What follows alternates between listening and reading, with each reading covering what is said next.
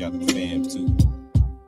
E3, T.I.R, Josiah, Preset, Describe, Dog, Resurrect the Truth, Yana Coat, Negroes Only, Yasha Deck, what up, Pop?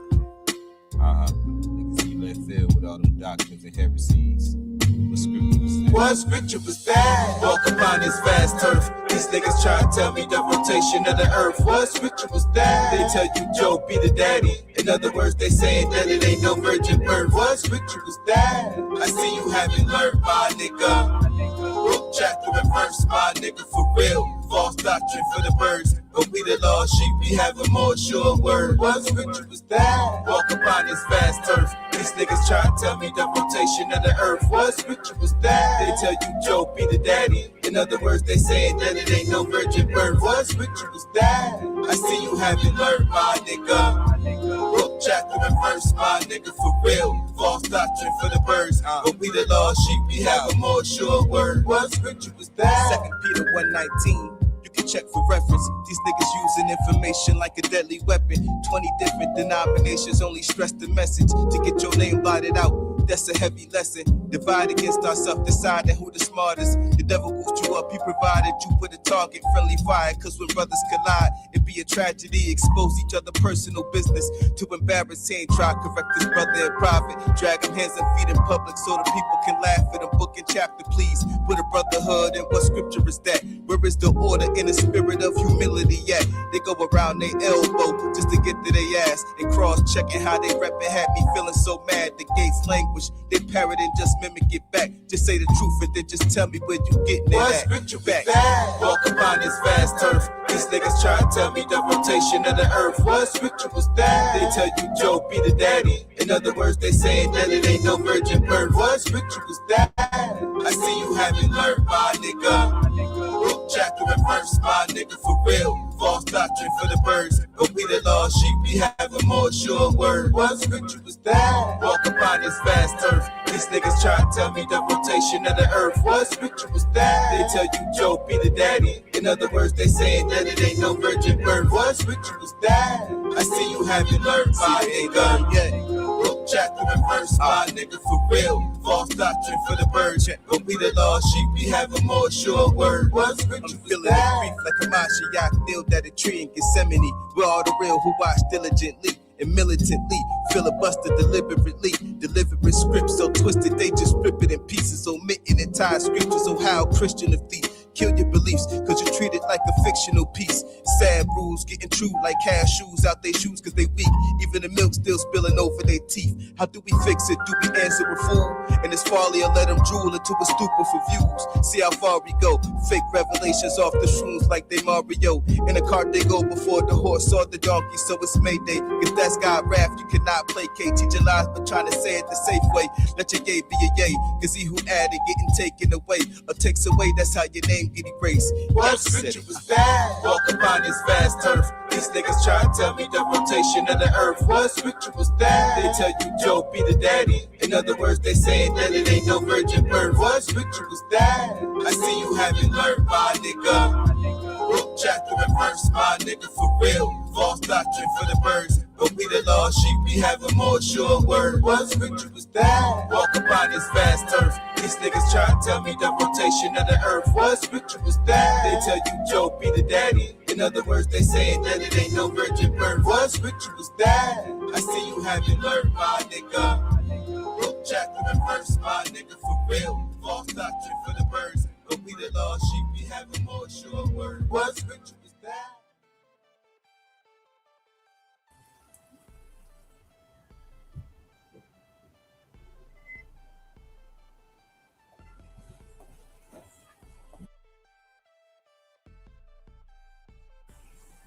I want to give all praise, honor, and glory to the Most High, the great Elohim of Israel, in the name of Yehoshua Mashiach, his son.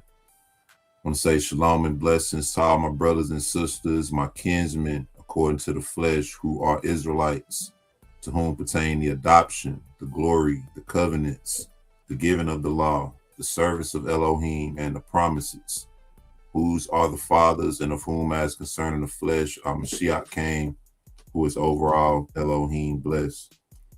Hope all is good and well. Want to welcome everybody to this fellowship. Haven't been streaming the past couple of weeks or so, just been busy doing a lot of other stuff, but all praise to the Most High. Glad to be here.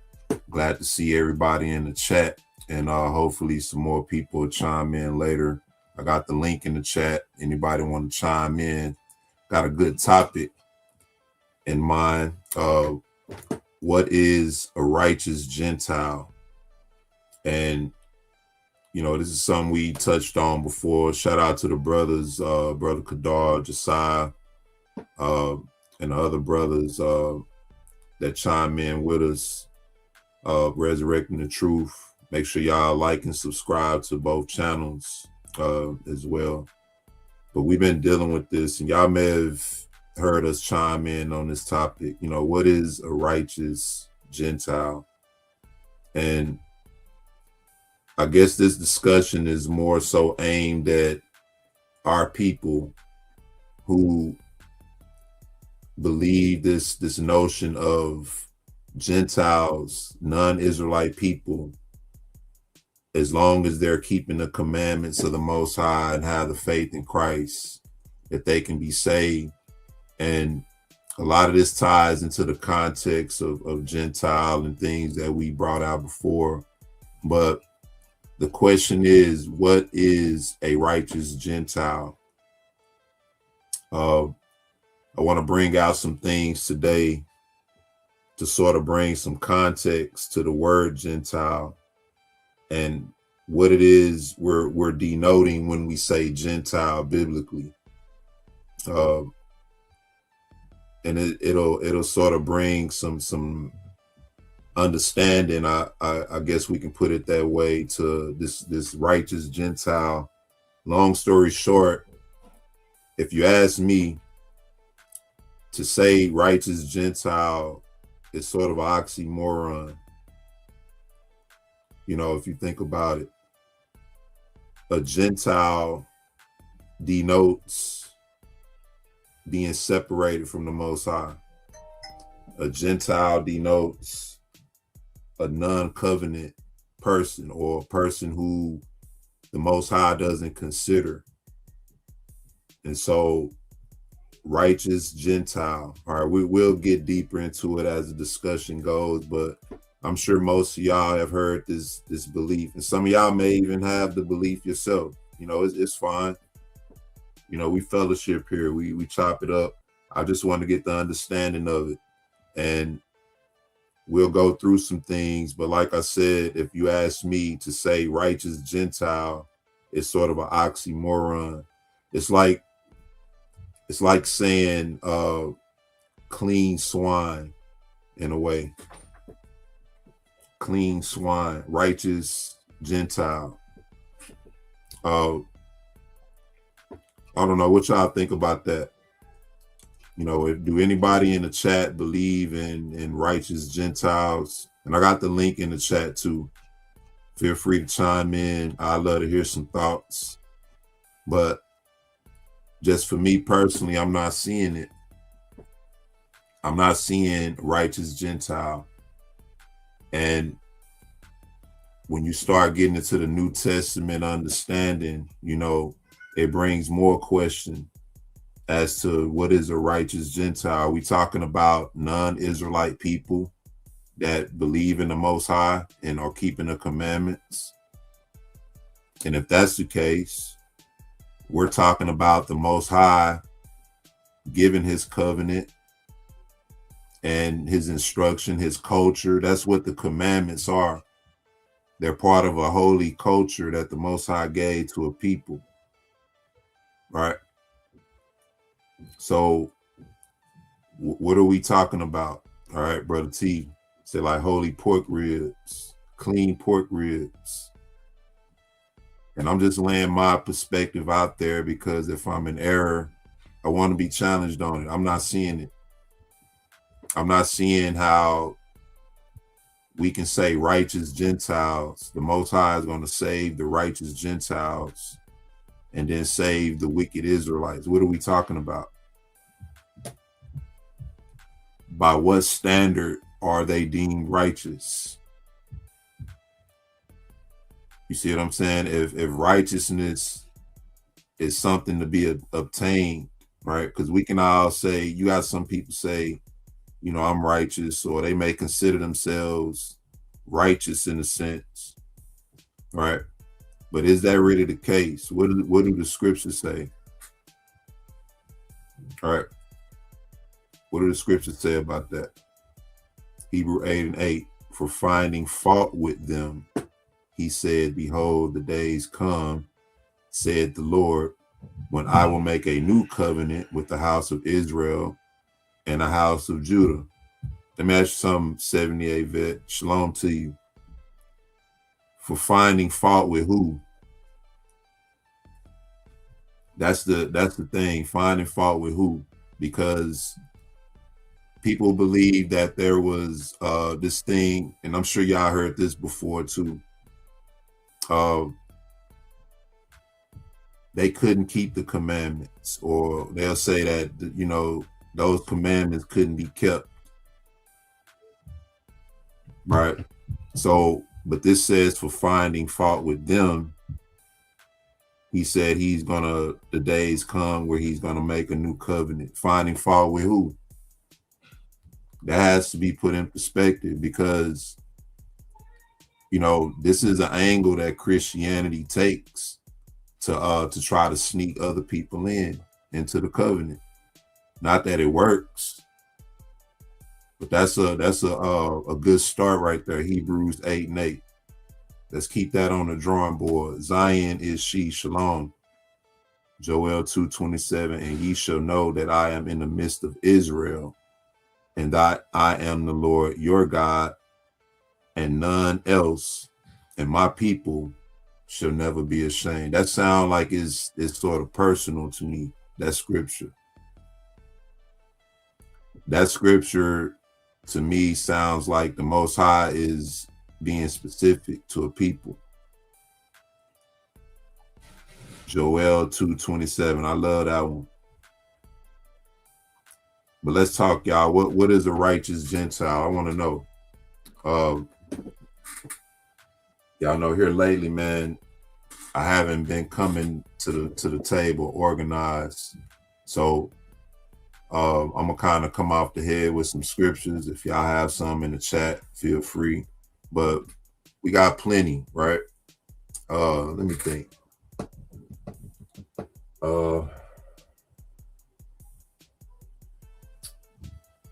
Let me think. I'm gonna pull up my book here. Righteous Gentile. All right. I think I want to start by looking up what the word Gentile is in the Strongs. Let me see. Gentile. Strong's Concordance. I'll do it like this. Hold on, y'all.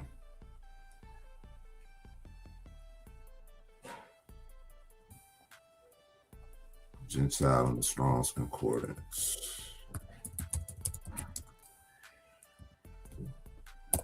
Hold on.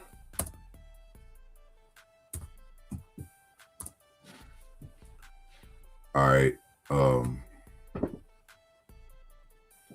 Strong's number G 1672.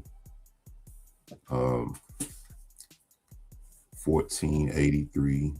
After the manner of Gentiles, after the manner of Gentiles. Strong's Greek lexicon, that's the Greek. I'm trying to find the, let me see, 1483. Let me see. As a Gentile, that's not a good one. Let me see what y'all saying in the chat.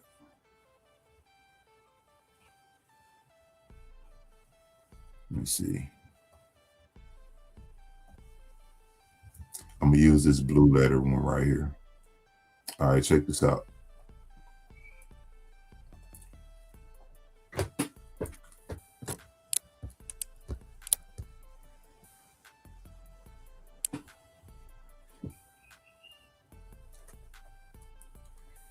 Okay, Gentile, ethnikos, adverb, and I guess this is a Greek. I'm gonna get the Hebrew too. G 1482. After the manner of Gentiles. All right, and it gives you Galatians 2:14 as a reference to that. Like the Gentiles, adverb from, as a Gentile, after the manner of Gentiles, adverb. So, and it gives you the same reference here. This is the Greek, or after the manner of Gentiles. I guess by definition, you can already see that to be a Gentile is after a different manner than to be of the Most High or to be of his people. I'm just trying to lay a solid foundation as to what a Gentile is and what does it denote. All right. And then this way, when we look at it biblically, we can make a proper placement with it and understanding who these Gentiles are. And does the Bible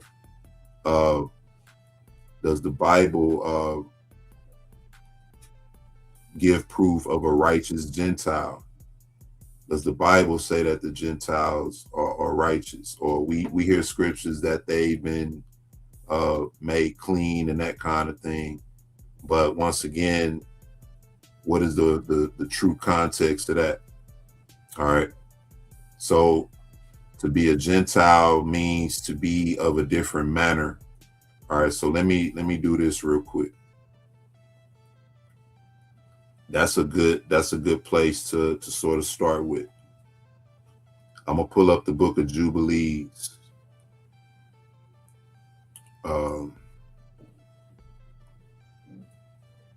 And let's look at what the Most High said. All right, and then we're gonna pull out some other scriptures as well, but I think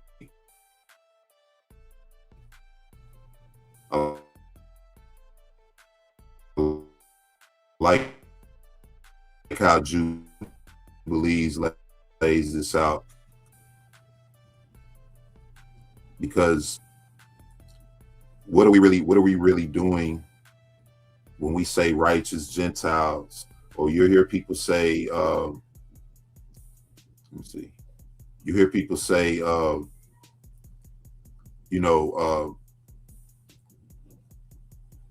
Most High is going to cut off the wicked Israelites, and he's going to replace them with righteous Gentiles. All right.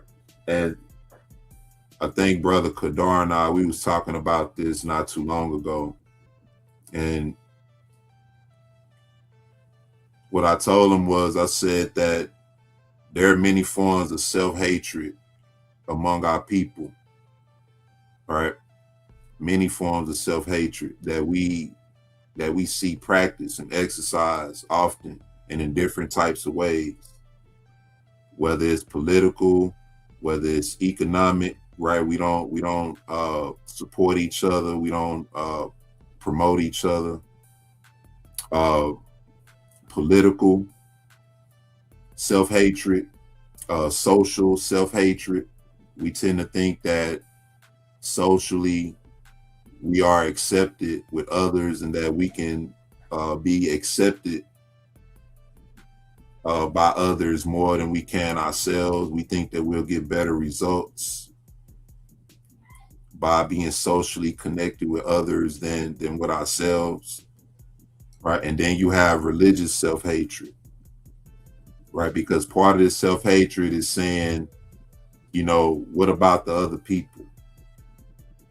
What about them? Why is it all us? What about them? Or you'll hear people say, I can't involve myself in nothing with all black people.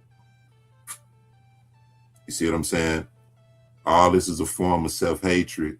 And when you have people talking about righteous Gentiles in place of wicked Israelites, that's a form of religious self-hatred, because Christianity primed us for that. It's we are the world mentality and belief. It's not a reflection of the actual reality we live, but it's the center of the religion. This is what they promote and center everything around. So when you say salvation is for Israel and Israel only, to them, that's an automatic punch or automatic shot at other people, right? And that's why they automatically tell you you're preaching hate, and all you said was salvation is only for Israel. The promises of the Most High is only for Israel, right? That's a sign of hatred, and that's the spirit that the nations have toward us for being who we really are. And that's why the Most High told us in the commandments, if you keep these commandments, these nations going to be afraid of you. They're not going to love you. They're not going to want to align with you. They're going to be afraid of you because these nations are your enemies. They're the enemies of the Most High. These are things we have to understand when we start talking about salvation and who it's for. All right, look at what the Most High told Moses concerning Gentiles. All right, and what does it mean for us, right, to be among these Gentiles, and are these Gentiles deemed righteous because of Christ or because of what they teach about faith in Christ, which is, we're not against that. We understand the proper perspective of that. It's just one of the many things that they've taken out of context and out of perspective. They created another Jesus with another gospel and another spirit, and that's what the nations are under right now. That's what our people are under right now. What is a righteous Gentile?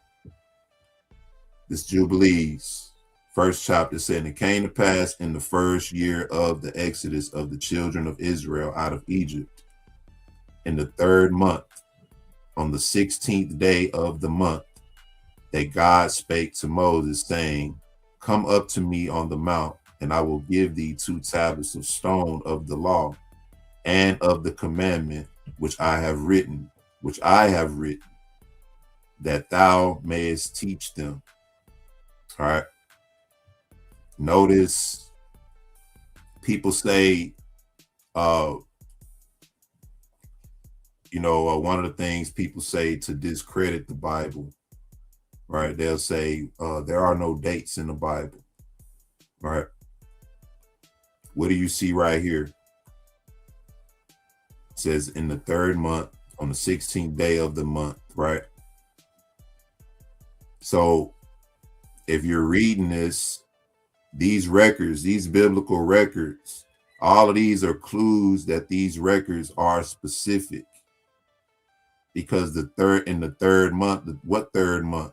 In the 16th day of the 3rd month, what 3rd month? Whoever this is written to understands this, although Christianity doesn't. But these are dates in the Bible. Identifying times, right? It says, and Moses went up into the mount of God, and the glory of the Lord abode on Mount Sinai, and a cloud overshadowed it 6 days. And he called to Moses on the 7th day out of the midst of the cloud, and the appearance of the glory of the Lord was like a flaming fire on the top of the mount.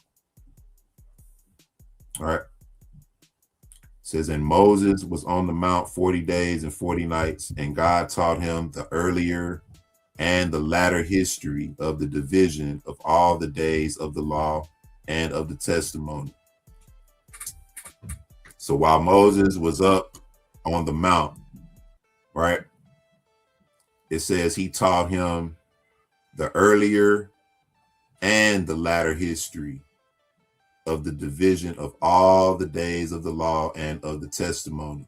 What this is telling you, long story short, the Most High allowed Moses to see all the way from the beginning of the creation to the end, what would happen in the end. And this is why people ask the question, how was Moses able to write the first 5 books, or how are the first 5 books attributed to Moses? This is why. It's not that he actually sat down and wrote these things. These translations that we read reflect the records that was left behind. So we're reading the interpretations. But the Most High, just like with the prophets, allowed him to see the beginning from the end. What they call time travel today, which they try to mimic and can't. Our forefathers back then saw into our time today, and they wrote about it. And that's why it resonates in our hearts and in our spirits today.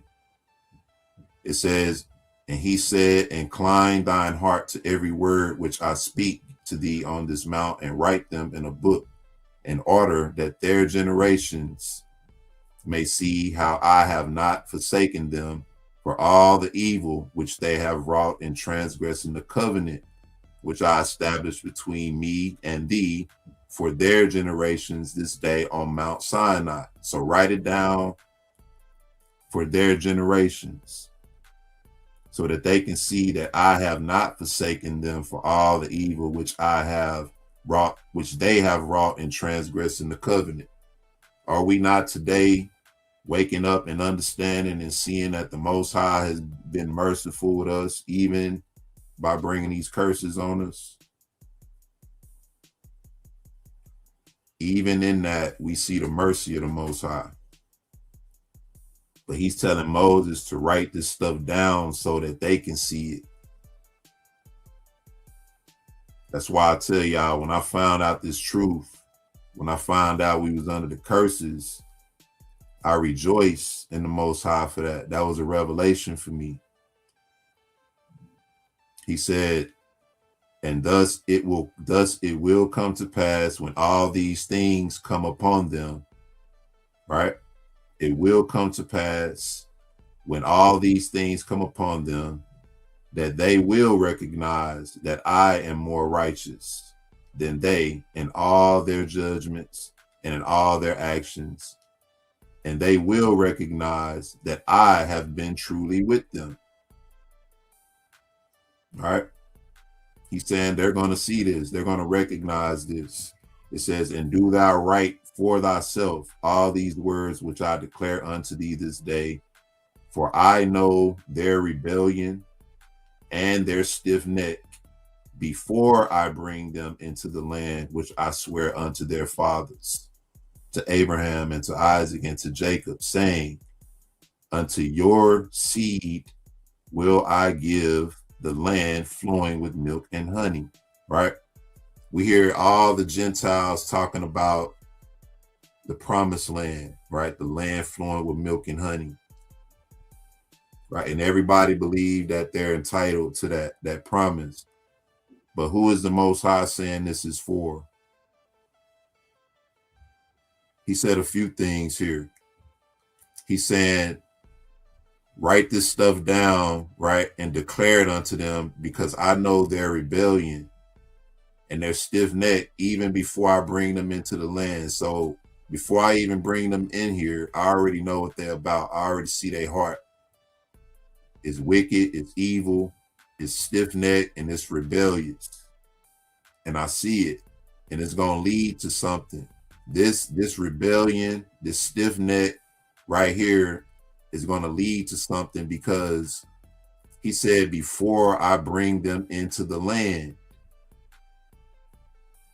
I already see this in them before I bring them into the land. Right? And because they have this in them, it's going to lead to something, because this spirit, this rebellion, this stiff neck is not conducive with remaining in the land. It's conducive with being somewhere else. Because that mindset, that spirit, where they doing that at, that's what they do. This doesn't belong in the land, yet it's inside of my people and I see it. So it's going to cause them to not be in the land and be among other nations where these things are normal and acceptable. Let's see where that is. It says, and they will eat and be satisfied, and they will turn to strange gods, right? To gods which cannot deliver them from aught of their tribulation. And this witness shall be heard for a witness against them. Right? So what does rebellion and stiff-neckedness lead to?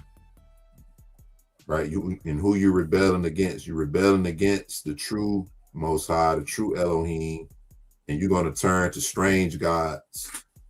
Not only that, you're going to turn to strange gods after I'm the one who propped you up and made you what you think you are.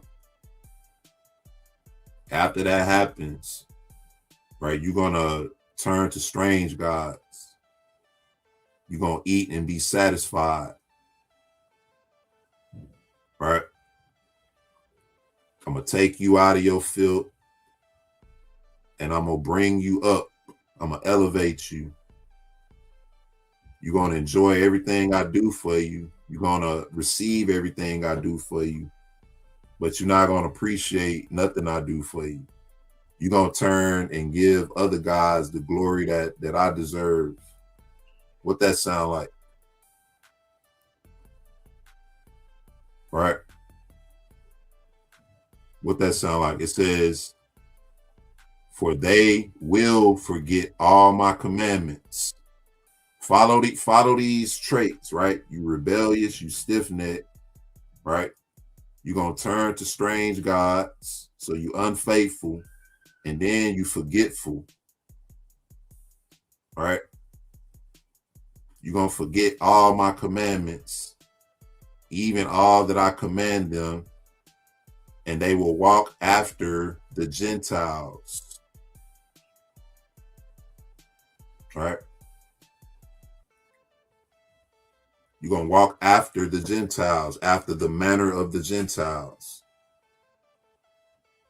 Right? So to To be separated from the commandments or to not keep the commandments is to walk after the Gentiles, after their uncleannesses and after their shame, and will serve their gods, and these will prove unto them an offense and a tribulation and an affliction and a snare.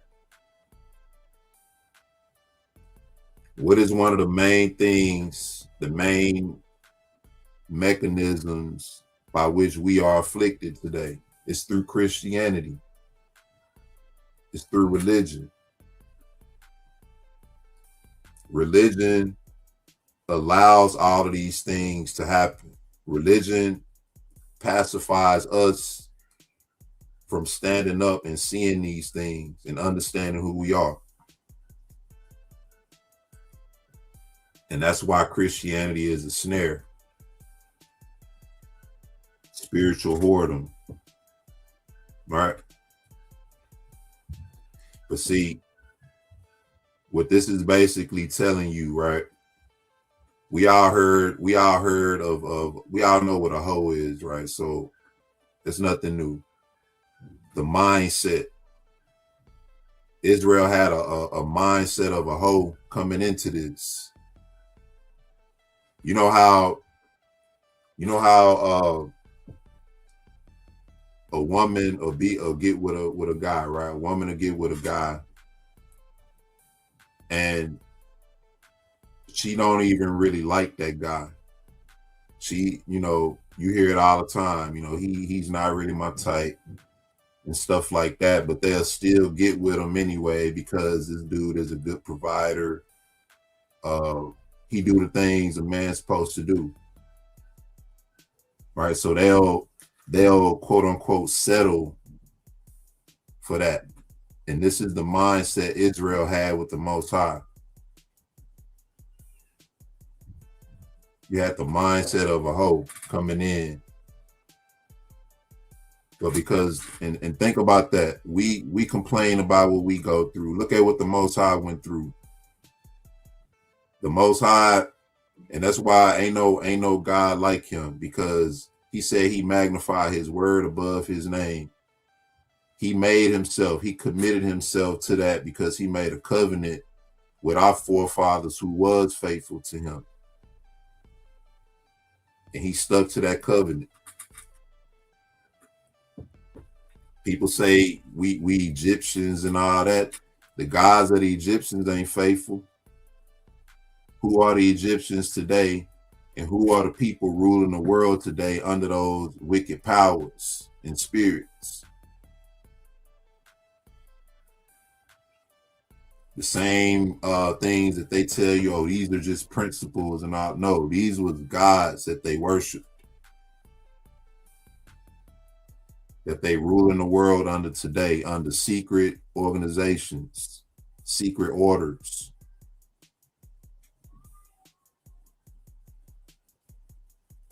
A tribulation and a snare, he said this would be. But he said all this is due to us not keeping the covenant. He said we're going to walk after the manner of the Gentiles, after their uncleannesses, right? Because they are unclean. Their ways are unclean, unsanitary, right? Think of how they pollute everything. Look at all how they talking about majority of the water is polluted, right? Because of all of the filth going in and all of the scavengers that's supposed to eat and filter all that out. What are we doing? We eating them and selling them at $20, $30 a pound. Now you got to take a girl out and spend $500 on a meal, and she got a big lobster crab leg sitting in her face. $500. What's up, bro? What's going on, brother? How you doing? All praise, man. Praise y'all. Yeah. What's going on, chat? All praise, y'all. Yep.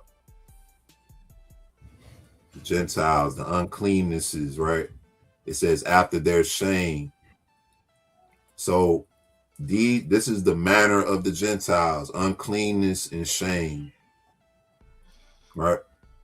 What's your thoughts, bro? What's a righteous Gentile? I don't know. I never heard that. Ever seen it in the scriptures, and it's just something they make up when we're talking about the awakening. And I would simply ask, if you want to say righteous Gentiles, which Gentiles? Because it does say, the scripture does say in the New Testament or the New Covenant that the Gentiles was also granted repentance unto life. So I will ask, which Gentiles? Exactly. And I sort of threw that out there before we started, that the New Testament does mention how the Gentiles was made clean and things like that. But we'll get into that. We'll get into that. Because I know, just like the New Testament, right? That's where people like to go to establish this righteous Gentile. But we're gonna walk it down, right? Yeah, I also want to deal with Isaiah 49, 1-6. Ooh, damn. That's gonna be good. 1-6. 1-6. That's where they like to go, right? Really, they just like to go read verse 6. Verse 6. But I want to get the context, let you know that's talking about Paul. Yeah, beautiful. We're gonna bring that up. 78 vet in Maryland, people love crowd. Yeah, up in them places, fresh up there too, I bet. Right there, all them seafood hubs and what have you. But that's what we dealing with now. They showed a video. They put a I think it was a crab, like 2 crabs in the bottom of this fish tank, right? And it was filthy. And they came back, and the water in the tank was damn near clear. And then they came back again, and it was all the way clear. And they talked about how these crabs filtered out the water. You see what I'm saying? These are the things that we taking up, pulling out the water, and we eating them. And then we replacing it with chemicals and things to try to purify the water to make it drinkable. And I know y'all can taste that stuff in the water. I know you can taste it. All I can say, it just tastes like chemical, like, it tastes processed, like somebody put a little chlorine in it or something, try to make it what it is. But watch this. It says, and many will perish, and they will be taken captive, and will fall into the hands of the enemy.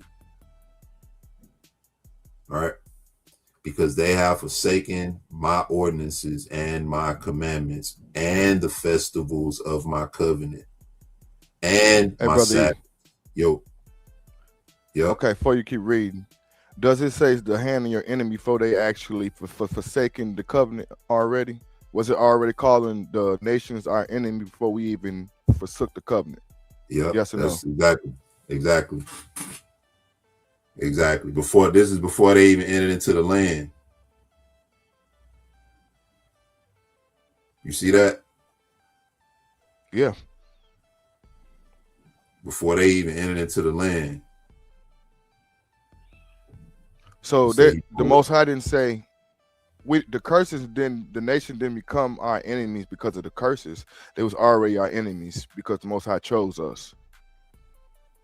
And they just put everybody in default. That's how I'm seeing it, bro. And I'm glad you mentioned that. Hold on a second. Let me add something to that, because we sort of talked about that a little bit earlier. Yeah, just as a little intro, just to okay. But the point you're making is that the nations was already our enemies before we even entered into the land, right? And what we talked about was Deuteronomy 28 and 9. It says, Yahweh shall establish thee an holy people unto himself, as he has sworn unto thee, if thou shalt keep the commandments of Yahweh thy Elohim and walk in his ways. And all the people of the earth shall see that thou art called by the name of Yahweh, and they shall be afraid of thee. Because of what? They should be afraid of you because of what? Verse 9. Because they're going to see that you called by the name of the Most High, because you are keeping his commandments. You see what I'm saying? That's like, okay, let's bring that to where we are, right? You doing good, you doing what's right, and instead of somebody being happy for you, they hating on you. Right?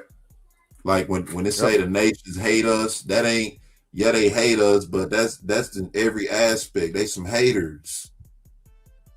You ever had somebody hate on you? You know how the haters, like we talk about that and it's just like loose time, but this is some real time stuff. The nations are some haters. And even guess what? Look, this is telling you when you do good, they're gonna hate you for it. Go ahead. That's why it says in the New Testament, if any man suffer as a Christian, that goes right back to the covenant. Haters. So they force the abominable on us, and we celebrate it and love it. Yep. The chitlins. Says excuse it. Man, don't you know chitlins sell out? You know, where I'm at, them things sell out. All they gotta do is set a pallet of them out in the middle of the floor and people come grab them.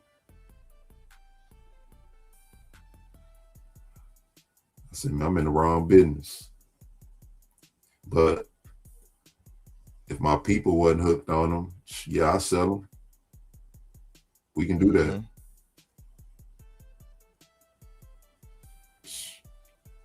Might well sell some dope. What's the difference? Both kill you. Both send you to hell. So that's the end result, right? Now, he's saying right here, after we're taken captive by our enemies, we're going to be in the hands of our enemies, right? I hope all this is sinking in, because these are who the Gentiles are. This is who the Most High is telling us. We're going to be taken captive. So we're going to be captives in the hands of our enemies, because we forsook everything, the ordinances, the commandments, the festivals, the Sabbaths, and the holy place, which I have hallowed for myself in their midst, and my tabernacle and my sanctuary, which I have hallowed for myself in the midst of the land, that I should set my name upon it, and that it should dwell there. So this is still personal. We talking about a people, a designated people. We talking about a designated land. Go ahead. Okay. You on to something when you read that, that we'll walk after the Gentiles and after their uncleanness. Could we go to Deuteronomy 12? I'm going to touch on that too, because he gave us specific instructions what not to do. And you see he already knew that we was going to do these things. Let's go to Deuteronomy 12, and then let's skip over to Exodus 32 after that. Deuteronomy 12, I'm going to start at 29.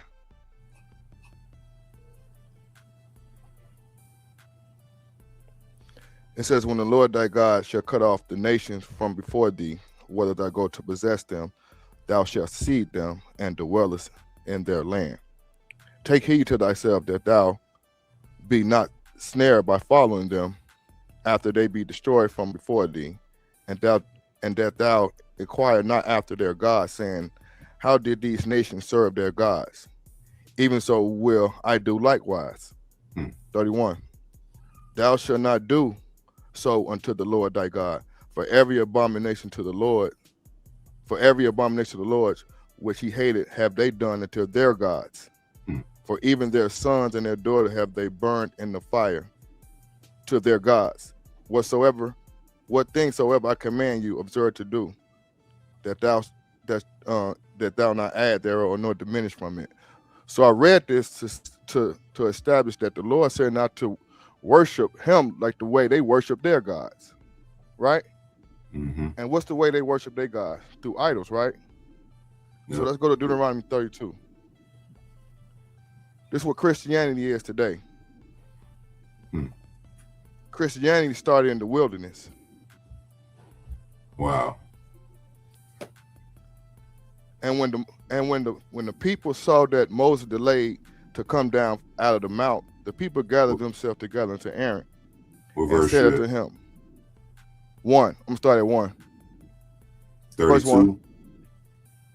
Yeah, 32 and 1. Exodus, should I say? Exodus.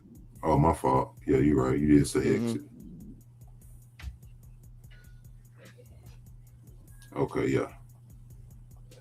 And when the people saw that Moses delayed to come down out of the mount, the people gathered themselves together unto Aaron and said unto him, Up, make us gods which shall go before us. For as for this Moses, the man that brought us about the land of Egypt, we know not what he is become of. And Aaron said unto him, Break off the golden earrings which are in your ears, and ears of your wives and of your sons and of your daughters, and bring them to me. And the people break off the golden earrings which were in their ears, and bring them to Aaron. And he received them of their hand, and fashioned it with a graving tool. After that he made a molten calf, and said, These be the gods, O Israel, which brought thee up out of the land of Egypt. And when Aaron saw it, he built an altar before it. And Aaron made a proclaim and said, Tomorrow is the feast of the Lord. So Aaron took this golden calf that he made from the golden earrings and said, tomorrow we're going to celebrate the feast of the Lord. So he took the idols of the heathens, what the heathens do, and used it for the God of Israel. That's Christianity right now. When they say they worship in the God of Israel, but it's under another spirit, another practice. Yeah. Same thing. Nothing new under the sun. Wow. Maybe that's why the Most High told Israel that you will no more pollute my name with your idols. Yep. He said tomorrow is the feast of the Lord after they made a golden calf. That's them worshiping the Lord like the nations worship their God. Same thing we're doing today. That's deep, because he said, where was that you went to for Deuteronomy 12? 12. I'm gonna go back there real quick.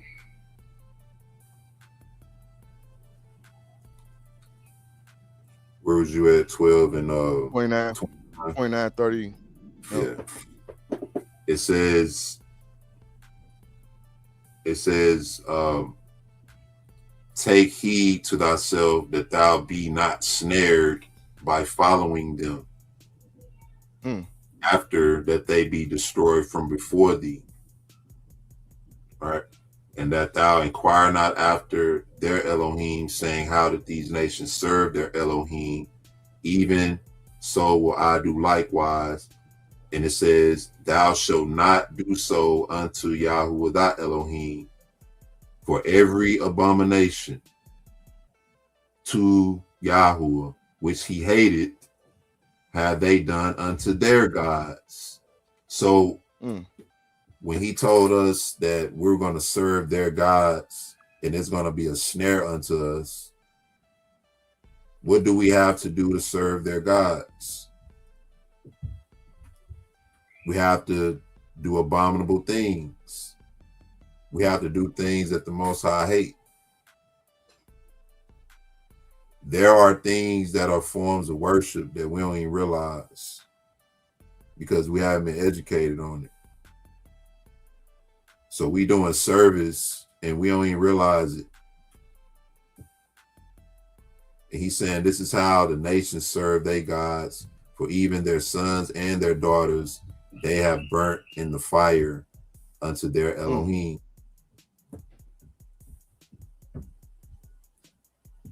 All right. Now, what are ways we burn our children to the fire today, other than the abortion? You know, what are ways we have to send our kids? Some people have to send the kids to public school.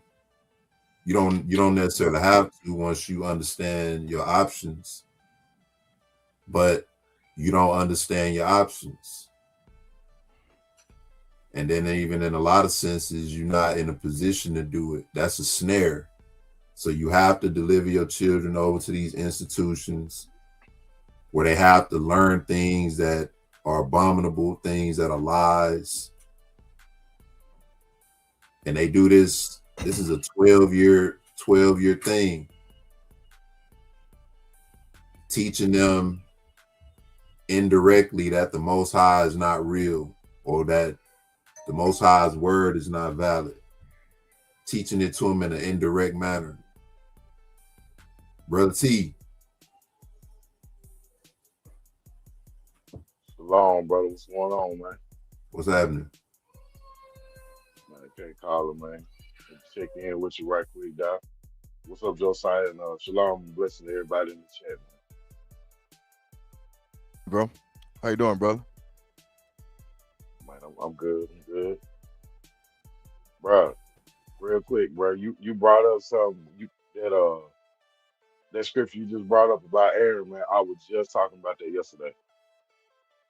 You know what I'm saying? I was saying that situation reminds me of right now with our people with this whole FBA movement. You know what I mean? I was listening to them, man, and they was, you know what I mean, talking about that the transatlantic slave trade didn't happen. We've been in America for, hundreds of thousands of years, and we Americans and all that kind of stuff, man. And I was like, these people setting themselves up, bro. You know what I'm saying? For a mighty fall, hard fall, because you're calling the Most High a liar. You know what I mean? You don't accept that you his people. You ready to identify with something that a man made up, 3 letters. It's getting intense, man. These people going crazy with this stuff. Yeah, you starting to hear more of that indigenous talk, man. More and more. And my issue with that is what people are hearing today is a revamped version of what we grew up understanding. Because y'all hear me say it all the time. This is not anything new. We're not unprivy to the Native American sort of connection with our people. We understand that. Now all of a sudden we're hearing that this, we're indigenous and that kind of thing, and it just don't resonate with me. You know how the truth resonate with your heart when you heard this truth, how it hits your spirit. Like for some people, lies do that for them.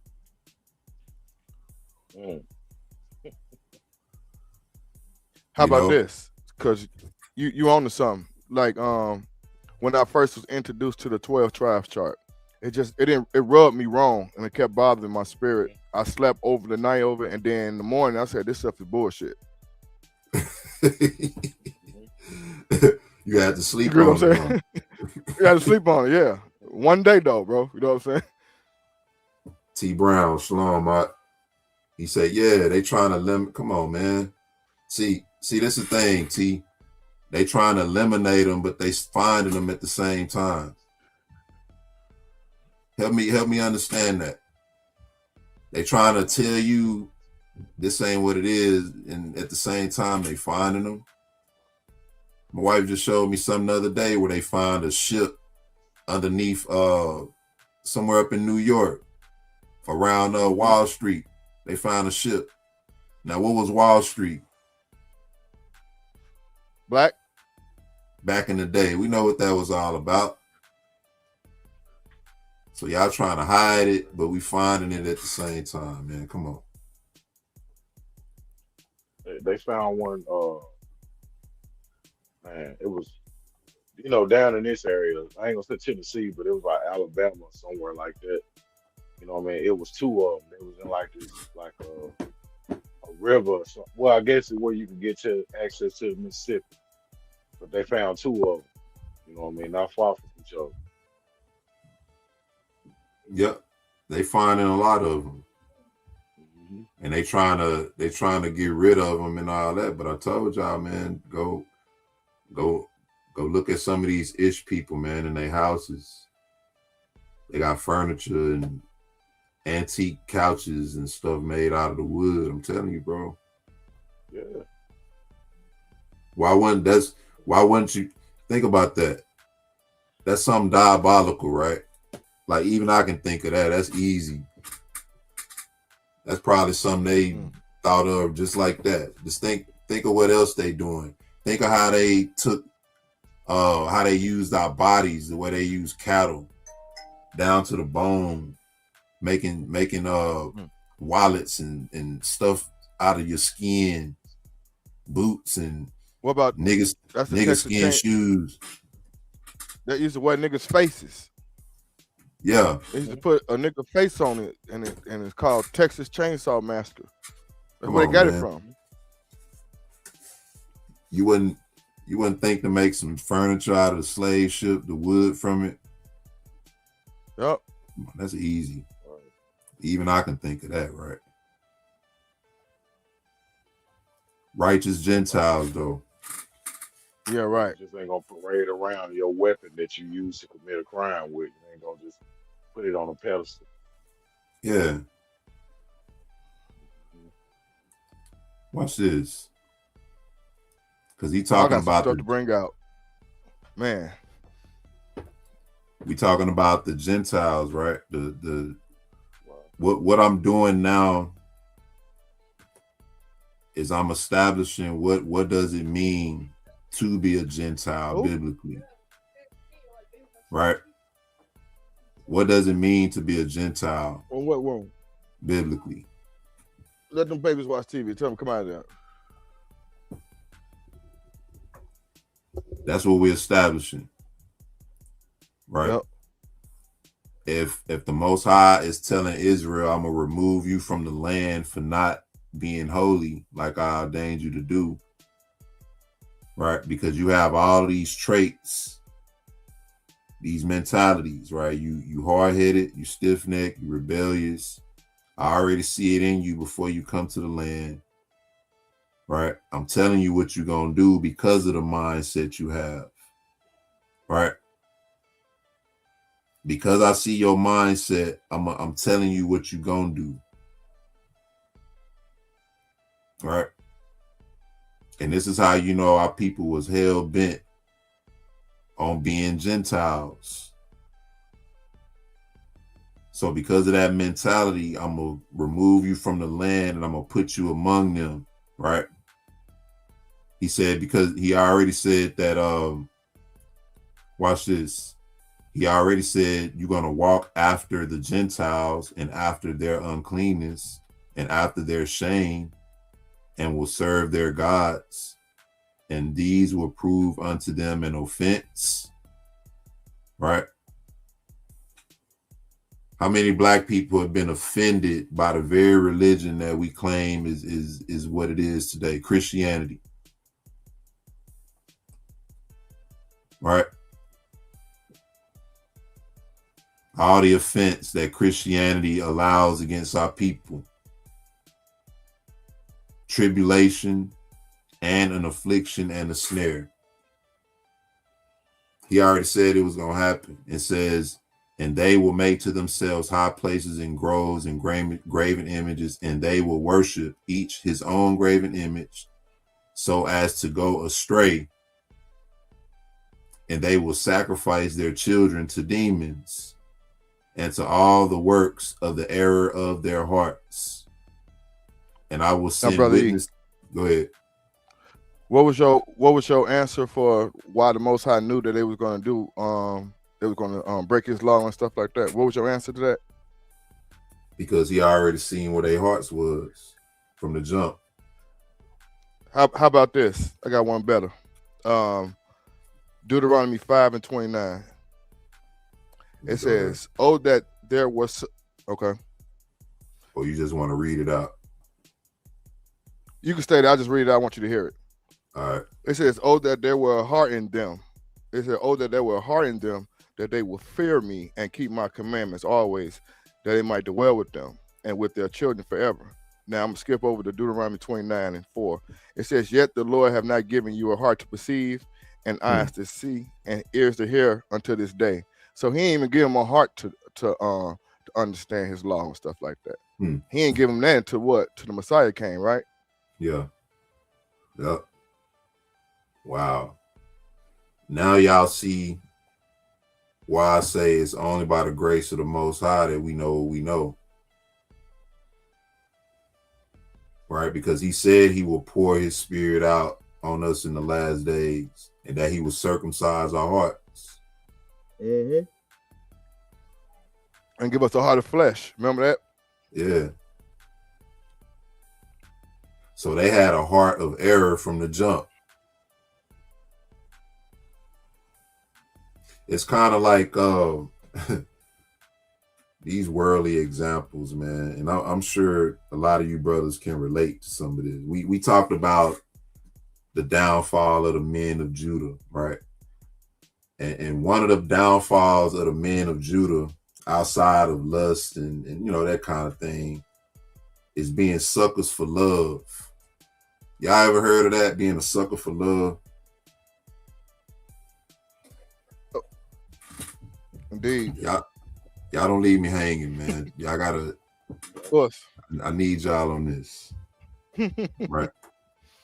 Most men have been that at some point in their life. Right? Being a sucker for love. And in a worldly sense, from a man, what you do when you're a sucker for love is you give away stuff, you give away a lot up front that's not deserved. You give people things that they don't deserve, right? Because you want their love or their affirmation.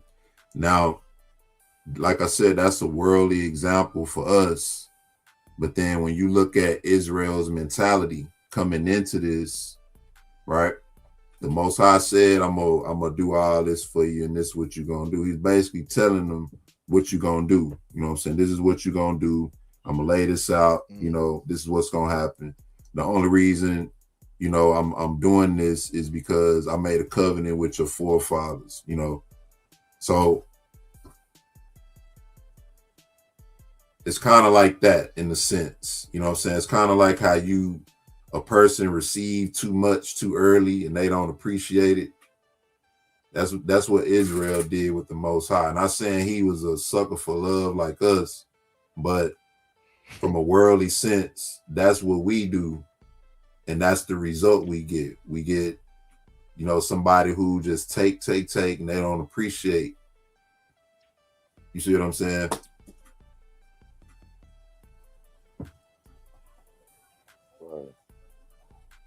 Y'all got That's exactly what Israel did. Yeah. And so that's, you know what I'm saying, that's kind of a way to see it, right? He said, and I will send witnesses unto them that I may witness against them, but they will not hear, and will slay the witnesses also. And they will persecute those who seek the law, and they will abrogate and change everything so as to work evil before my eyes. All right. So this is a rebellious spirit that's in our people. He said they're going to persecute those who seek the law. All right. And there's a spirit in our people where, you're afraid to show that you serve the Most High, or that you smart in a sense around your own people, because it's deemed as negative. Because our people are twisted, you know what I'm saying? We grew up with this kind of stuff. How many times you grew up in school and you tease the smart dude? The smart dude got teased. Or I'm gonna tell you another one. How many people got mocked growing up for being virgins? At the time, nigga, yeah. Nigga, you still a virgin. You ain't hit nothing yet. Yep. How many times y'all been told that? A woman to tell you that. Yeah. That's persecution. You being persecuted.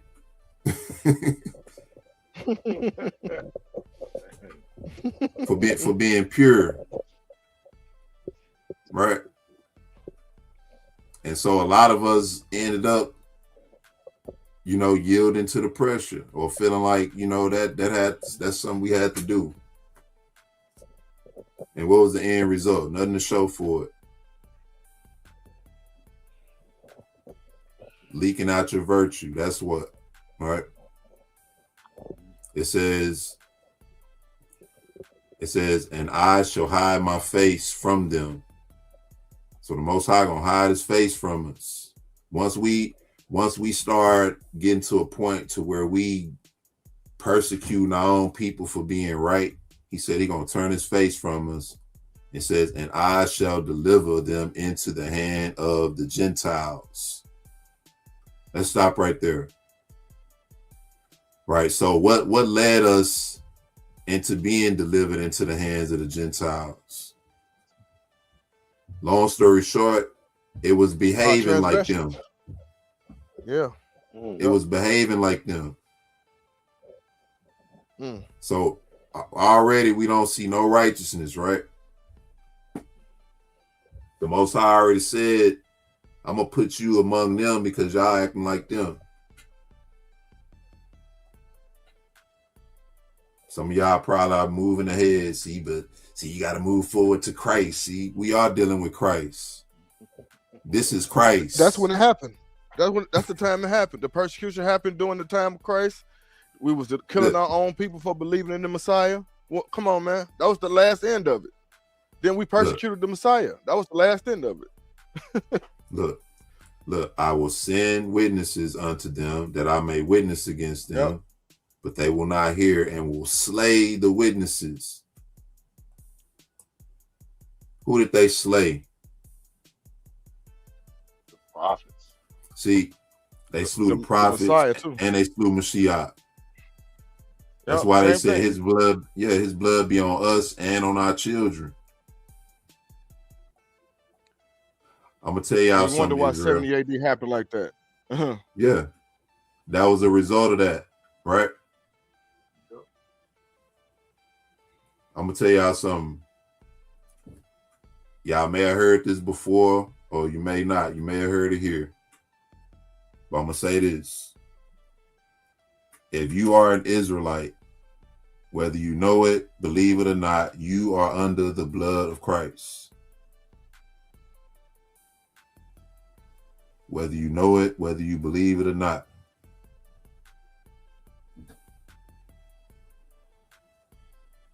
He said his blood be on us and on our children. You don't have to know you're an Israelite. You don't have to be a Christian, none of that. You are property. You are owned. And when it's time to go, guess what? You're going to have to go. You might be one of the rebellious ones, but you got to go. And that's when you got to deal with who owns you face to face, because he purchased you with his blood, whether you believe it or not. You can say, I'm not an Israelite. I don't believe in none of that. Guess what? It don't even matter. Because you're gonna want to be an Israelite. Once you see what's coming to us, forget what Christianity is telling you, man, that it's predicated on this, and that. Nah, it's predicated on what he already established. He already had this mapped out. He already telling Israel before they come in the land, this is what you're going to do because you a hoe. This is what you finna do what hoes do. You're going to come in here, you're going to live good, and you're going to cheat. And I'm going to put your ass out. And I'm going to let them dog you out. I'm going to let them run through you. But then guess what? I'm going to bring you back because I'm faithful to what I promised to your forefathers. That makes sense? That's the whole Bible in a nutshell right there. Oh, just to say, you just gave them the whole Bible. Some people can't handle that. Some people can't handle me saying ho. It's in the scriptures. But we living it out every day. You perpetuate the behavior every day, but we can't talk about it. And that's why we in the condition we in. He said, if you confess, right? He said, I'm going to hide my face from you. And I'm going to deliver you into the Gentiles for what? For captivity, for prey, for devouring, right? And I shall remove them in the midst. I shall remove them from the midst of the land, and I shall scatter them amongst the Gentiles. Amongst the Gentiles. For what purpose? Why is he scattering us among the Gentiles? Because we start acting like Gentiles in our own land. So he scattered us among them. But then what he said was going to happen when, why is he putting us in their hands? It says for captivity, for prey, for devouring, right? These are the reasons I'm putting you in these lands. Where is he saying that you're going to be a light to them? This is the premise being set right here. This is why I read this. This is why I'm reading this, because right here is the overall scope from Moses to the end. That's why I read to you in the beginning where it showed him the beginning from the end. So from the time, even before Israel was removed from the land, he's showing Moses what's going to happen. And y'all going to see Moses' reaction to this.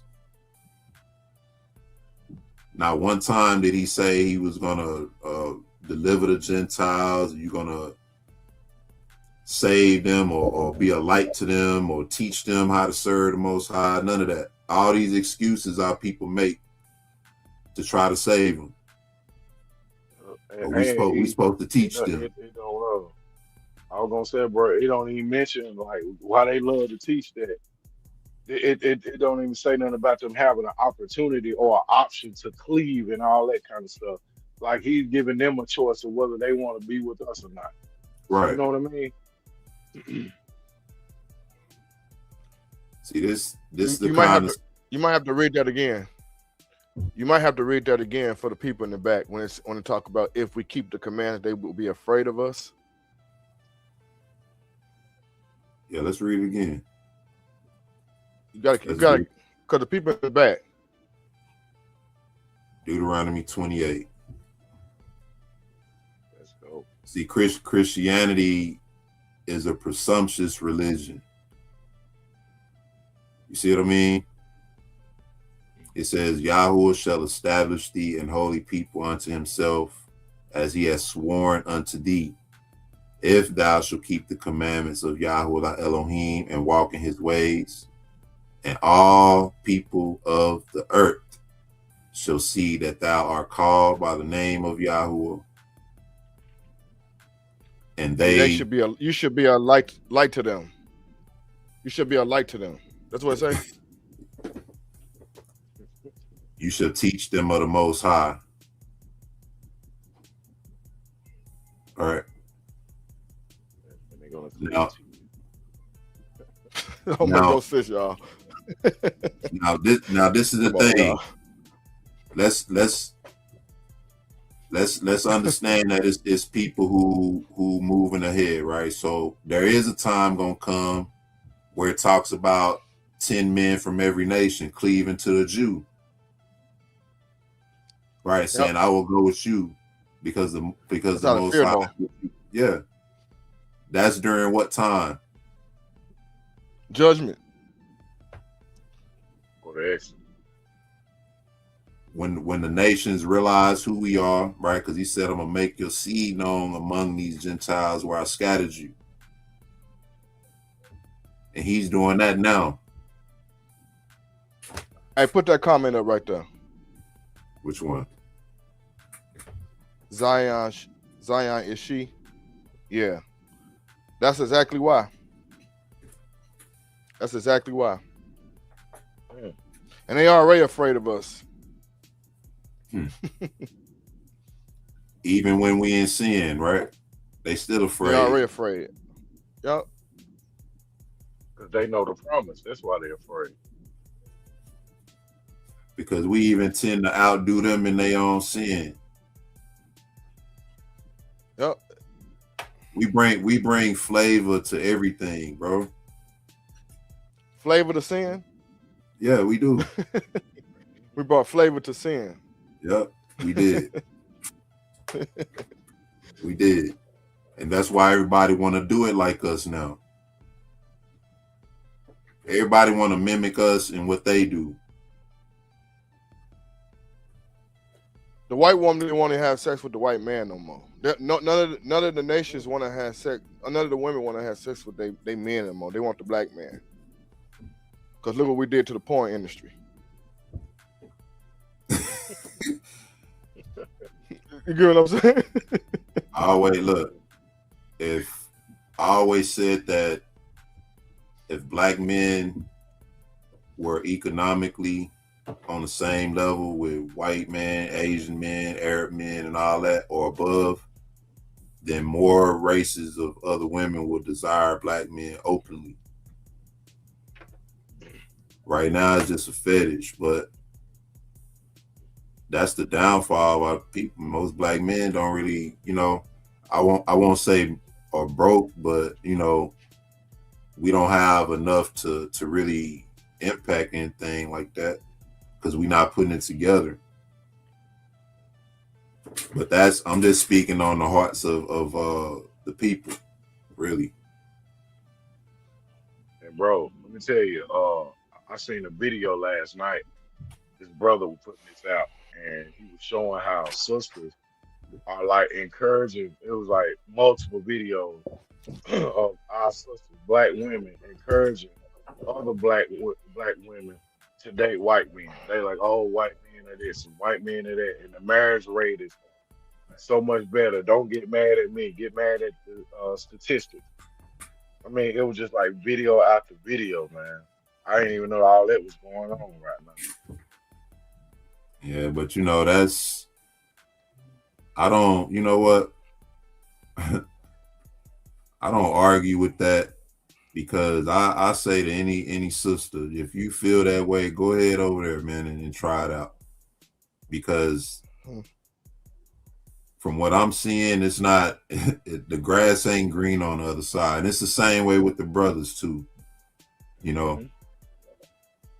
If you thinking that, if you going to the other side because of that, then, you might as well stay where you are. Right. In some cases. Now, I'm not saying that's every single case. You might have a few cases out there, but just for the most part, nah. Most of the black women I see getting with white dudes, they They think they finna get a better life, and they end up being the ones footing the bill for everything and living in their mama's basement with them. Or dead. Yeah. In worst case. And they say the divorce rate ain't high with that. That's a lie. That's a lie too. That's a lie. White men don't they like get a divorce because they're killing them. They ain't divorcing, they killing them. They offing them, huh? Yeah. That's sad, man. That's cheaper than a divorce. Offer and say he didn't know what he was doing. Took too much Tylenol or something. He'll be in court. He'll be in a crazy house for a year or two, then get out and start living with his mama. Again. Yep. Do it again. Right. So that's why he said he gonna scatter us among the Gentiles. It says, and they will forget all my law and all my commandments and all my judgments, and will go astray as to the new moons, Sabbaths, and festivals, and jubilees, and ordinances. Right now, this is what I like to touch on, because while we're among these Gentiles, right, he said we was going to forget the law and the commandments and all the judgments. He said we was going to go astray. What does it mean to go astray? Meaning we're going to be practicing, but we ain't going to know the true new moons, the Sabbaths, and the feasts, and the jubilees. While we're among these Gentiles, right? We're gonna be in error doing those things. So people saying they keeping the new moon, the Sabbath, this says something different. Said you're gonna go astray. That's why I said I don't play about that. It says what it says. We're going astray right now. So why the hell everybody get mad at me when I say we ain't keeping the Sabbath right? But we ain't keeping the feast right. Exactly. Did I make that up? I didn't say we wasn't doing it. I didn't say don't try. I didn't say don't attempt. I just said understand what we doing, so that you won't look at your brother or sister and say you in error for doing it the wrong day or this the right day. Because as far as I'm concerned, go ahead. No, it could have easily say they would have forgot the new moon and the Sabbath too. Like it easily said they're gonna forget my laws and my commandments and my judgments. It could have easily said they're gonna forget the new moons and the Sabbath. You know what I'm saying? But it said astray right? Though. Yeah. You see that for a purpose. Yeah. So as far as I'm concerned, if I was able, right, and the brother say, man, we keeping the feast day on this time, I go celebrate with that brother. Another brother say we doing this time, I go celebrate with him too. We all doing it in error anyway, but I will be doing it out of the spirit of brotherhood. I didn't say I was talking about. Yeah, I didn't say I wouldn't do it. I just said I'm not around people who I can fellowship with in that manner. If I was, most definitely. But I will be doing it with this understanding right here. So even with this understanding right here, if I say, man, I'm gonna fall back and I'm gonna let Mashiach be my Passover. I'm gonna accept his works, right? Or if I do it, I'm gonna do it with that same spirit of mindset. We shouldn't have any problems with any of our brothers and sisters. Mm-hmm. Y'all knows my heart in that manner. I used to do this. I used to open up the congregation for the feast days. I used to be one of the first ones there and one of the last ones to leave. I don't have no problem serving my people. But we got to understand this. This is why I like to read this. It says, watch this. After we do all of this, right? This is the good thing. Watch this. It says, and after this, they will turn to me from amongst the Gentiles. Just like I scattered them from among the Gentiles, he said, after they do all of this, they let it all out. It says they're going to turn to me from amongst the Gentiles with all their heart and with all their soul and with all their strength. And watch this. I will gather them. I shall gather them from amongst all the Gentiles. Right? I'm reading this like this for a reason. And they will seek me so that they should be found of them when they seek me with all their heart and with all their soul. So the same people who he scattered among the Gentiles, he said, I'm going to bring them out from among the Gentiles. He didn't say, I'm going to gather Gentiles along with them. And I'm saying that because I already know a scripture some people who oppose this have in mind. I'm just laying this out. This is the whole layout right here. He said, I'm going to gather them from among the Gentiles. But the only condition is once we start to seek him with our whole heart while we're among the Gentiles. What y'all got on that? I know the size. Bro, T, you gonna say something? Yeah, I got something I want to say. Bro, T's about to say something. Go ahead. No. Go ahead. No, I wouldn't. Go ahead, Jay. Oh, when it says where you heading after this? Because I want to bring up that Isaiah 49. Okay, we can go there. I was just going to also, after this, look at what it says in Romans and what it says in Hosea about being among the Gentiles. But go ahead. You just wanted to, after this, go to Isaiah? Yeah. When you get done with your breakdown, because it's all going to tie together.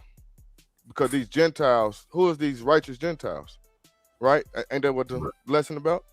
Yeah, what is a righteous Gentile? If being among the Gentiles denotes being separated from the Most High, right?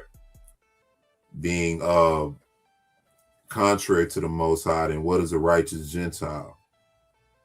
Right. But if you want to use that phraseology, righteous Gentile, you can kind of see it happening right here when he says, right, when it says, I'm going to gather you, it says they will turn to me from among the Gentiles. Watch this. Right? Us being among the Gentiles makes us Gentiles as well because we separated from the Most High. Right there, and then what you just said is a mystery. What you just said right there, us turning from among the Gentile, that right there is a mystery because it says in 1 Colossians 1:27, it says, to whom God will make known what is the riches of the glory of this mystery among the Gentiles, which is Christ in you, the hope of glory. Christ in you, right? They use that, they run with that scripture. I know, but it's talking about the righteousness. Righteousness in you. Among the Gentiles. Among the Gentiles. I don't think we've been reading the Bible right, bro. I don't. It says, after this, they will turn to me from amongst the Gentiles with all their heart and with all their soul and with all their strength. And I shall gather them from amongst all the Gentiles. And we still talking about one. All right, I'm gonna read this again. Because we keep saying this is specific, right? So I'm gonna highlight all the specifics. Excuse me, let me do it like this. I'm gonna highlight all the specifics, right? It says, after this, hold on, what's the wrong with thing? My bad.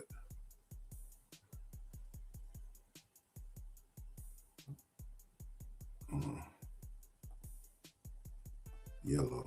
It says, after this, they will turn to me from among the Gentiles with all their heart and with all their soul and with all their strength, and I shall gather them from amongst all the Gentiles, and they will seek me, so that I shall be found of them when they seek me with all their heart and with all their soul. That's a shame. You gotta do that.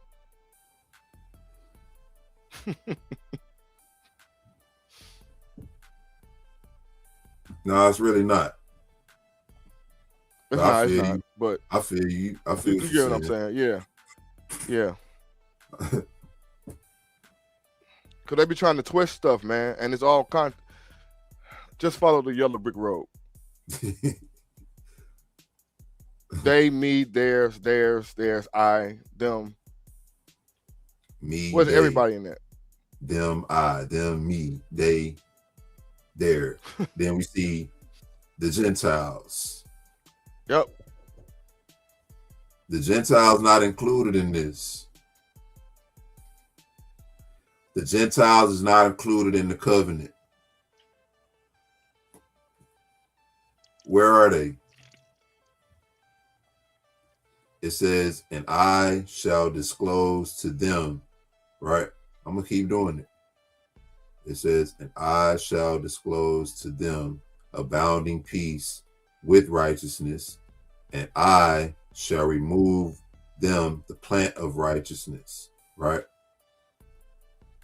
The plant of righteousness with all my heart and with all my soul. Think about this, Brother Josiah, Brother T. Yeah. This is the Most High telling us that he's going to do something in our regard with all his heart and with all his soul. What does that mean? Can you handle that? I can't explain that. I don't know if I can handle that. Yeah, that's gonna be pretty intense beyond our understanding. That's pretty deep. Yeah, because that's the Most High on 0 to 100. You know. Man, hey, brother, one purpose. Didn't that man say his thoughts are not our thoughts? Yeah. His ways are not like our ways. So you talk about with all my heart. Come on, man. I don't know. Can't explain that. Man, think about this. Think about this. Do you just let anybody in your house and all that? Hell no. All right, think about this. When I say the Most High dealt with our forefathers in ways that he never dealt with nobody else. It talks about how the Most High took Abraham and showed him the beginnings, right? Took him down into the depths of the earth, right? Up into the heavens, and showed him things that he couldn't even handle to see. That's similar to the Most High saying, man, I'm so cool with this person, or I'm so close to this person that I'm gonna invite them to my house and show them around. You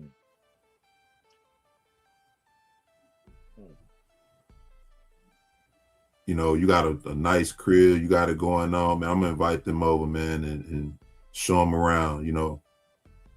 And while they showing you around, you seeing stuff you ain't never seen before.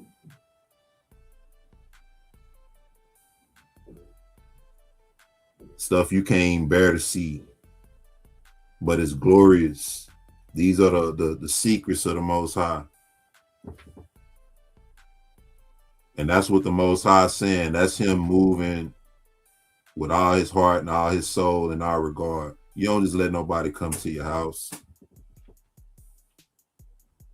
I don't even like maintenance coming in my house.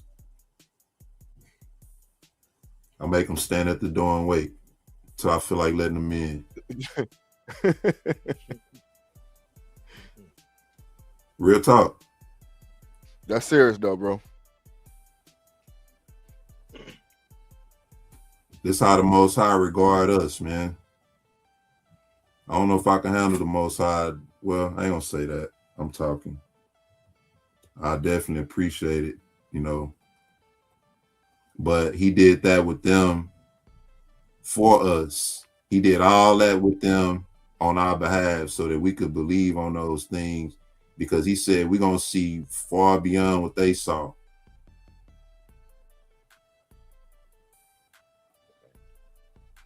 And that's deep. It says, and they will be for a blessing and not for a curse, and they will be the head and not the tail.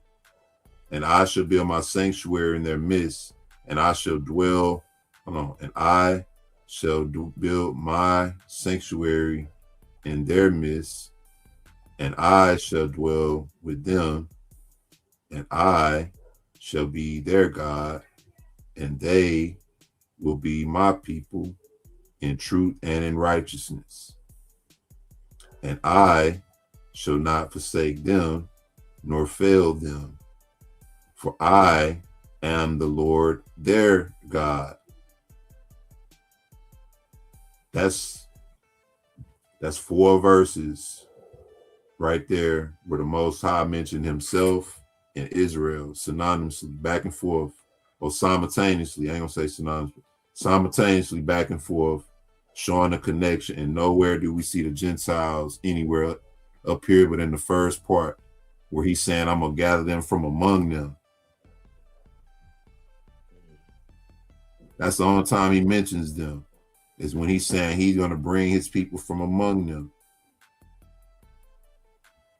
Right? And Moses' reactions was, and Moses fell on his face. We're not going to read the whole chapter. And prayed and said, O Lord, my God, do not forsake thy people and thy inheritance, so that they should wander in error of their hearts. Watch this. Because even Moses understands what it is to be among the Gentiles, or what it is to be a Gentile. It's to be forsaken, right? It says, and so that they should wander in the error of their hearts, and do not deliver them into the hands of their enemies, the Gentiles. Verbatim. Watch this. Lest they should rule over them and cause them to sin against thee.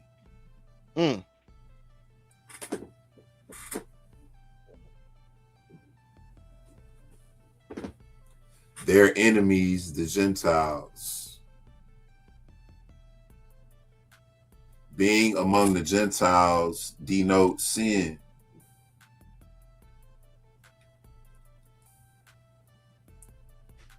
By default. Now, that's not to say that you over here stealing, killing, and all that, but just the very fact that we are in our enemy's land, we subject to everything through them. There are things that we are offending the Most High in, and we don't realize. And they make it that way, through the food. See? They put unclean mechanisms in everything. So now we got to go and read the ingredient list on everything. And they done got so crafty to where they won't just put swine on the back of the package. They'll put what's one of the different forms, gelatin or gelatin, guar gum, or there's just different ways to disguise it. Putting fecal matter in all these different products, and fetal tissues and all this stuff. And why is all that required to create a product? What is that? What is fetal tissue doing to this product? Was it giving it more shelf life, or is it, preserving it some type of way, or is that just something, a evil thing for them to do to cause people to sin?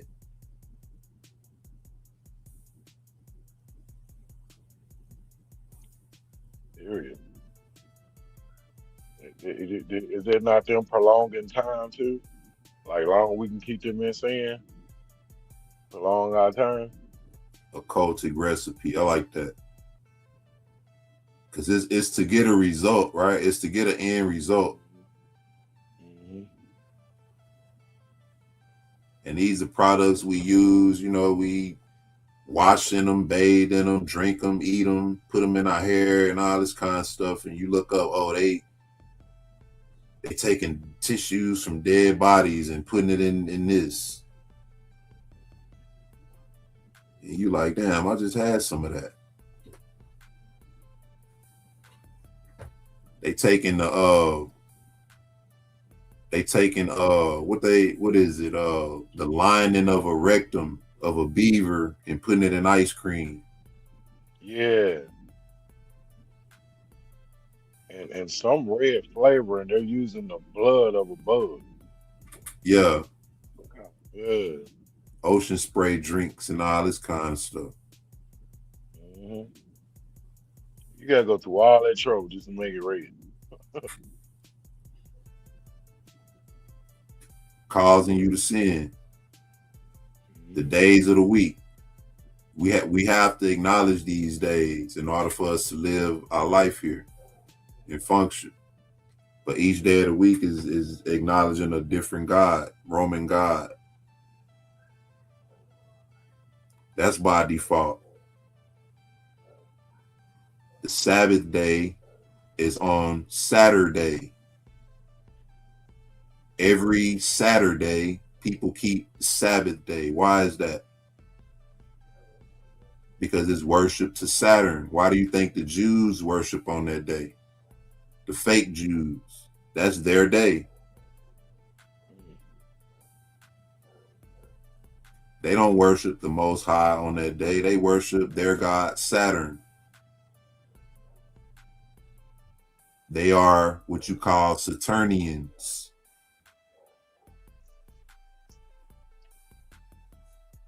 Now, they'll show you the scripture where it say the Sabbath and all that, but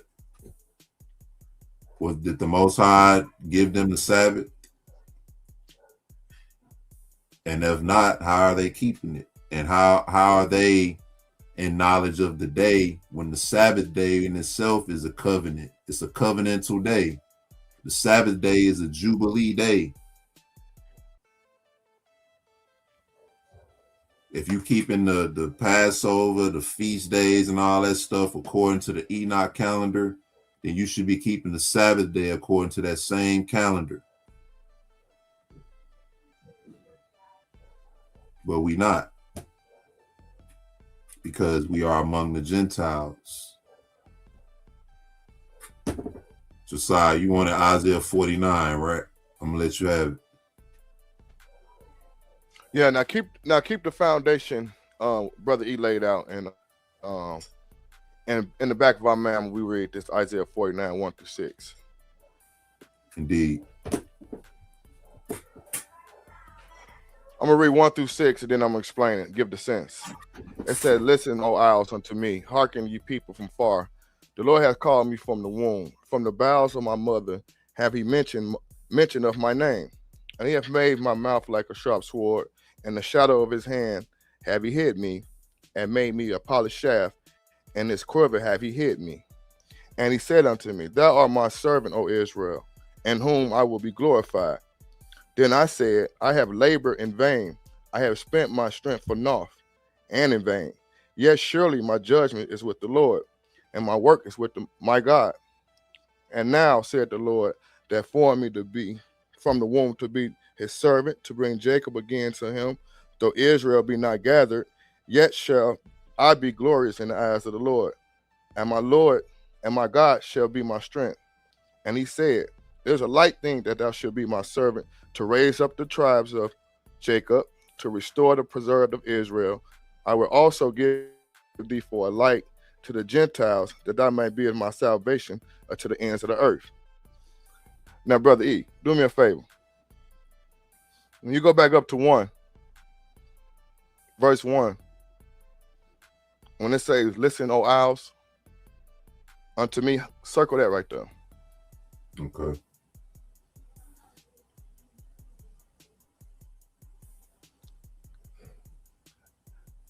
Now circle. I'll highlight it for you. Hold on. Okay.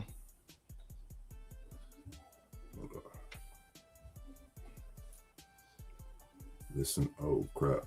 I might have to this thing be doing that sometime. I'll underline it. Hold on. Okay. Listen, O owls. Hearken ye people. Hearken ye people from far. Yep. Highlight all the way that. Yep. So who are these? Let's break this down.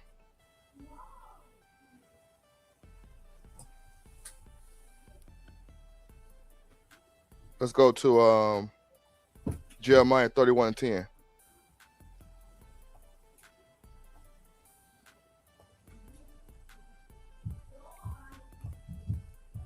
Jeremiah 31:10. Let's do it.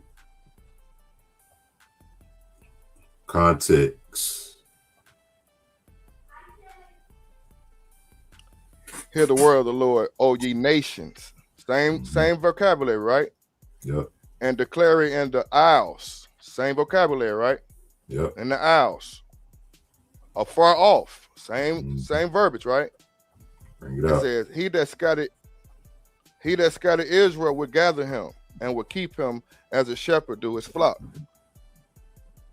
Nah, so we know who he's talking to. It should say salvation to the Gentiles and the non-Israelites. That's what it should say. Don't say that though. Why is he saying to the people afar off? He's still talking about Israel. Say he that scattered Israel will gather him to the people afar off. So if these are non-Israelites, this is what you should be telling non-Israelites. Right?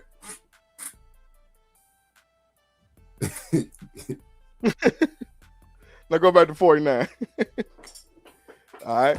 It says, the Lord have called me from, now we're going to get into Paul. The Lord have called me from the womb, from the bowels of my mother have he mentioned of my name. So we're going to highlight, we're going to underline or circle the womb. We're going to call from the womb, from my mother's. Watch that. Yeah. And we're going to go to Galatians 1:15. Yeah.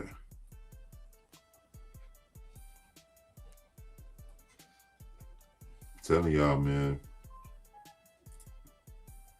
Galatians 1:15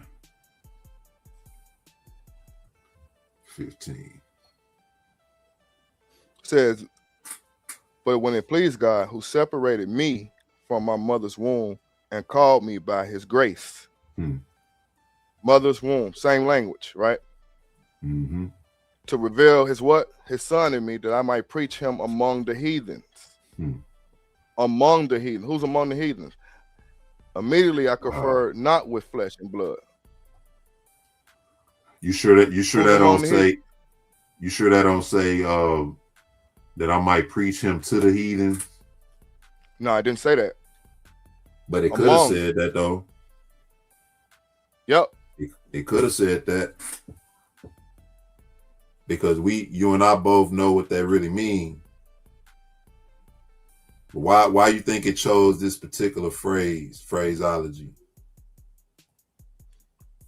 Because Paul is fulfilling prophecy himself, being called from his mother's womb. That's why it says that. Among the heathen. Go ahead, bro. Now go to Romans 1:1. Still dealing with, that's Paul. Being called, right? Yeah. Paul, a servant of the Messiah, called to be an apostle, separating unto the gospel of God, which he had promised afore by his prophets in the on the Holy Scriptures. So there you go, right there. He was called to be an apostle, promised in the Holy Scriptures by the From the prophets. And reading scriptures. the prophet, we're reading the prophet Isaiah right now. That's the prophet. Wow. Verse 2 and 49. I'm gonna keep proving this, Paul, because he's gonna say, and he hath made my mouth like a sharp sword, and in the shadow of his hand have he hid me, and made me a polished shaft, and his quiver have he hid me. Now watch this. Paul said this same language in 2 Corinthians 13 and 10. Hmm. Making my mouth like a sharp. Watch this. 2 Corinthians 13 and 10. Same language, y'all.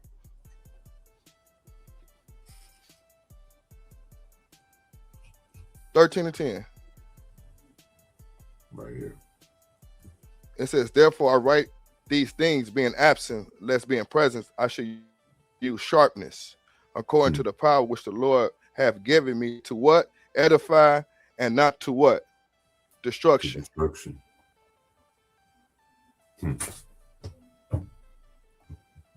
I'm making this up, bro. He said he made him like a polished shaft, sharp sword. All right. And what's sharper than the sword? The word of the Lord, right? Yeah. Now let's get down to the nitty gritty of it. It says, and he said unto me, thou art my servant, O Israel, and whom I will glorify. Then I said, I labored in vain, I spent my strength for naught, and in vain, yet surely my judgments with the Lord, and my works with my God. Now then Paul said he said he count those things a loss for Christ. Didn't he say that things? Yeah. Didn't he say he suffered? Didn't he say he suffered all those things and he counted them for dung that he may win the Messiah? Didn't he say that too? Yep. Y'all remember that? Yep. It's another passage too where he sort of mentions this. Let me see something. So he hold on a sec. I'm gonna help you out with this.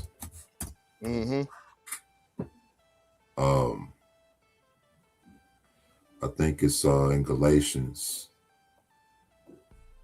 chapter 4, I believe. Hold on. Watch this.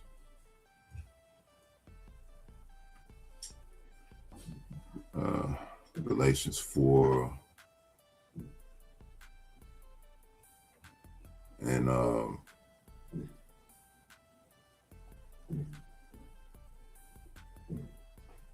he said, ye observe days and months and times and years. I'm afraid of you, lest I have bestowed upon you labor in vain. Right. Exactly. So he said, I have spent my strength for naught and in vain, and yet my judgment is with Yahweh. Or he said right here, then I said, I have labored in vain. I have spent my strength for naught and in vain, yet surely my judgment is with Yahweh, and my work is with Elohim. Proving that this is talking about Paul.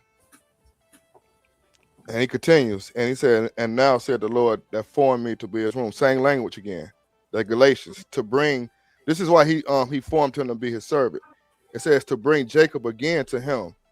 Though Israel be not gathered, yet shall I be glorious in the eyes of the Lord, and my God shall be my strength. Wow. Verse 5 is really a gut shot for people who like to try to use verse 6 to save Gentiles, because he said to bring Jacob again to him, though Israel be not gathered. So even though Israel is not fully gathered, right? He said he's going to bring Jacob back to him.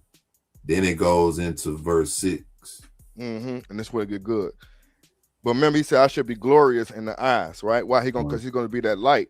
And he said, it is a light thing that it said that thou should be my servant to raise up the tribes of Jacob, to restore the preserved of Israel. I will also give thee for a light to the Gentile, that thou mayest be my salvation unto the ends of the earth. Now watch this, brother E.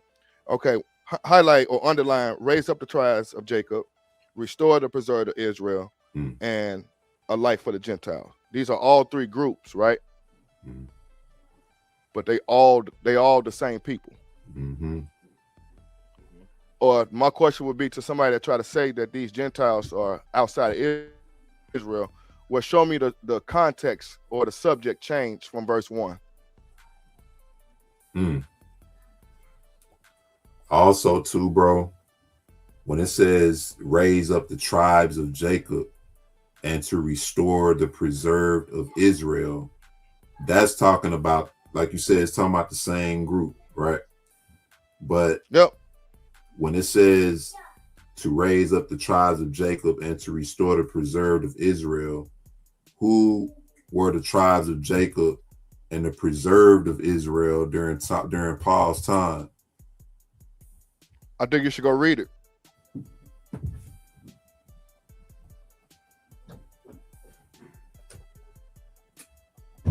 Hold on. You know where's that? Where is that? Then when you finna touch Hosea, how Judah remained faithful with the saints. Yeah. That and it's another spot too where it in Hosea. Let me see.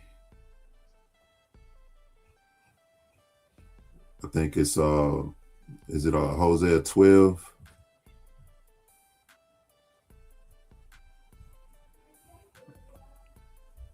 Is it Hosea 12?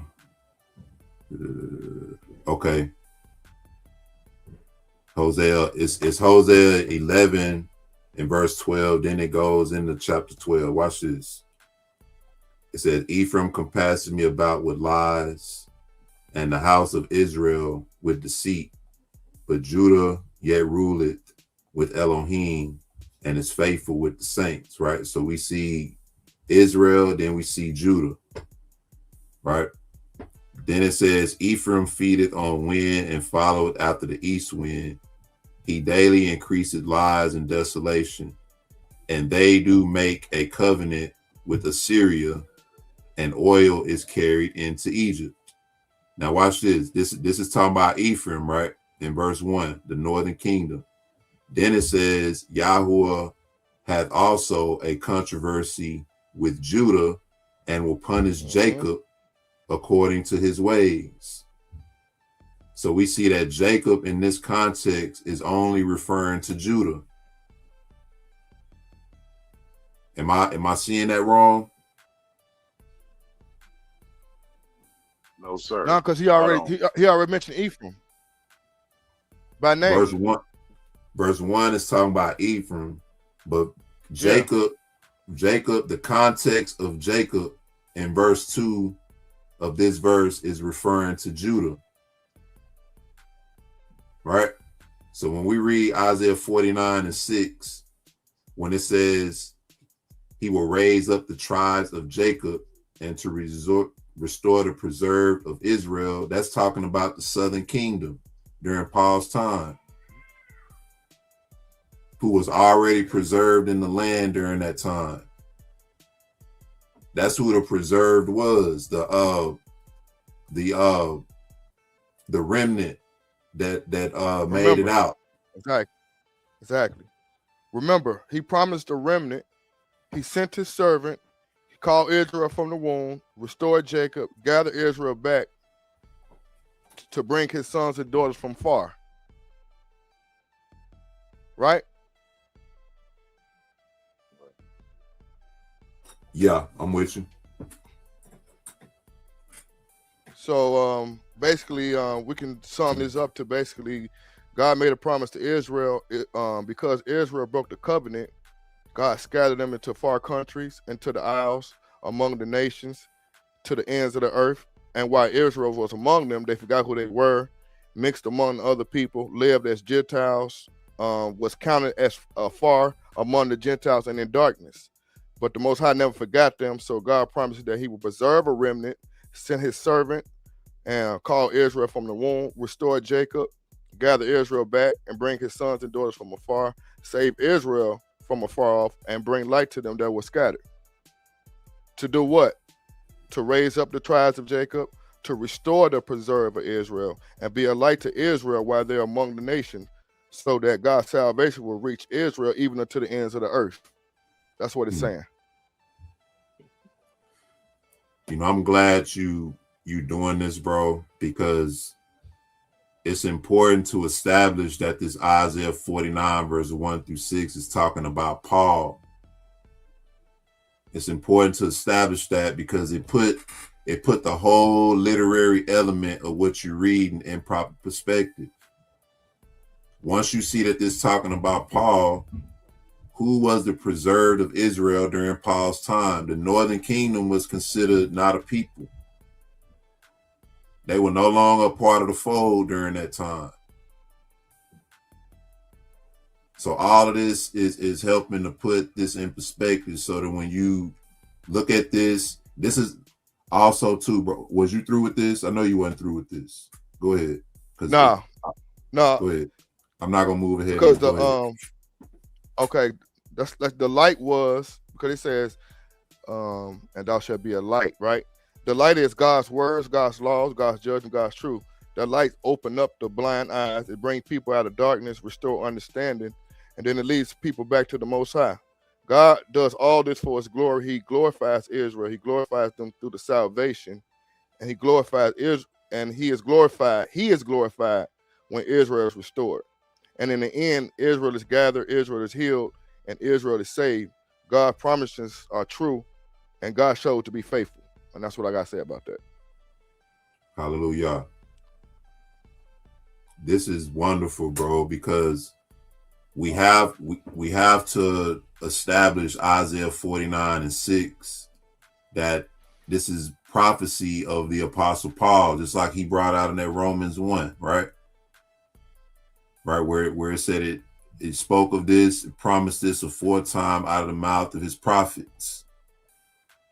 And we reading about it right here, and we showed the connection, and this is why Paul said this in Acts. What is it? Is it Acts 11? Acts 11. And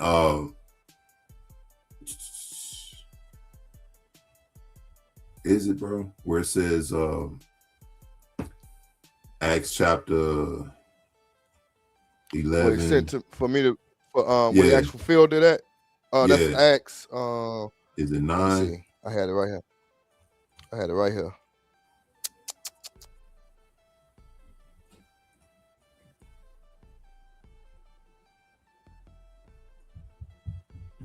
I got so much stuff right here. That is.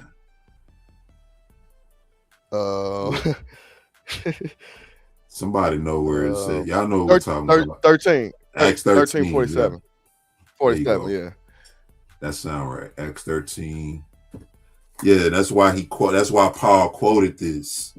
Now, what we have to do, and we won't do it today, you would have to go to the top of this instance, go up to where Paul first came, right, into this congregation to see who Paul was talking to. And to do that, that's Acts 13. You start in Acts 13, and where does it start? When they came, it starts around verse 13 and 14, where you see it starts by letting you know this is the beginning of this, where Paul quoted this, where it says, I will also give thee to be a light to the Gentiles, so that thou beest my salvation to the ends of the earth. This is Paul quoting this, saying that this is why the scripture is saying this on his behalf. Yep. Because of what he was doing. This whole exchange started up here, where it says they departed from Paphos and came into Antioch and went into the congregation on the Sabbath day and sat down. What congregation? Mm-hmm. And after the read, these are the context clues to show you who Paul was dealing with. And after the reading of the law and the prophets, the rulers of the congregation sent unto them, saying, ye men and brethren, right? If ye have any word of exhortation for the people, say on. This is where Paul stood up. So right here sets the tone for everything else. There are no non-Israelites in this congregation. In Antioch, if you know the history of the Jews, there were many diasporas of the Jews who fled from Jerusalem, and they went into these regions and established assemblies in these regions. This is who Paul is reaching out to.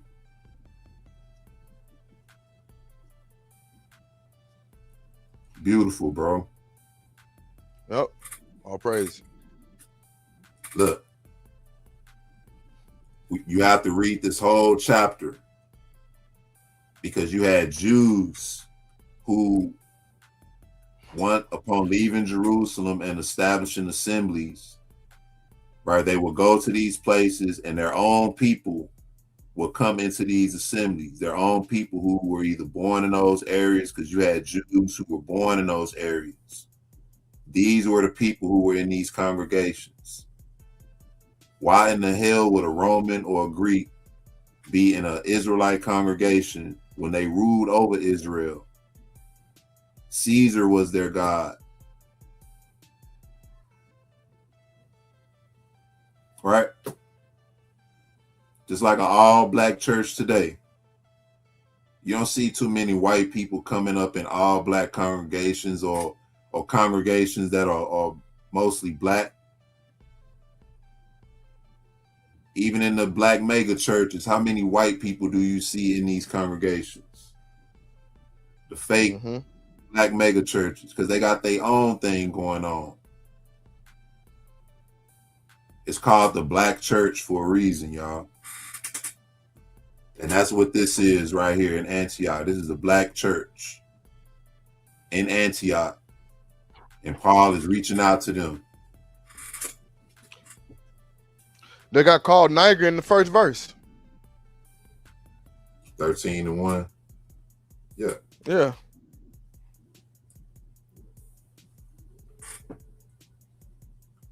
It's crazy, man. Among the Gentiles, right? He went and preached to every creature under heaven. The gospel was already preached to every creature under heaven. That's already been done. And Paul saying that Isaiah 49:6 was for him. Right?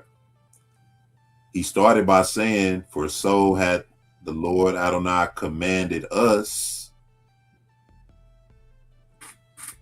Don't you know people read this and say that this is the commandment that we should be a light to the Gentiles?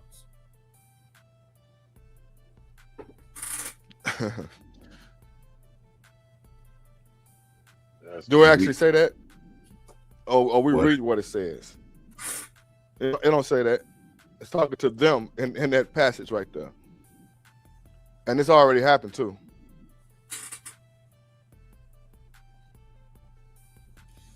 Man,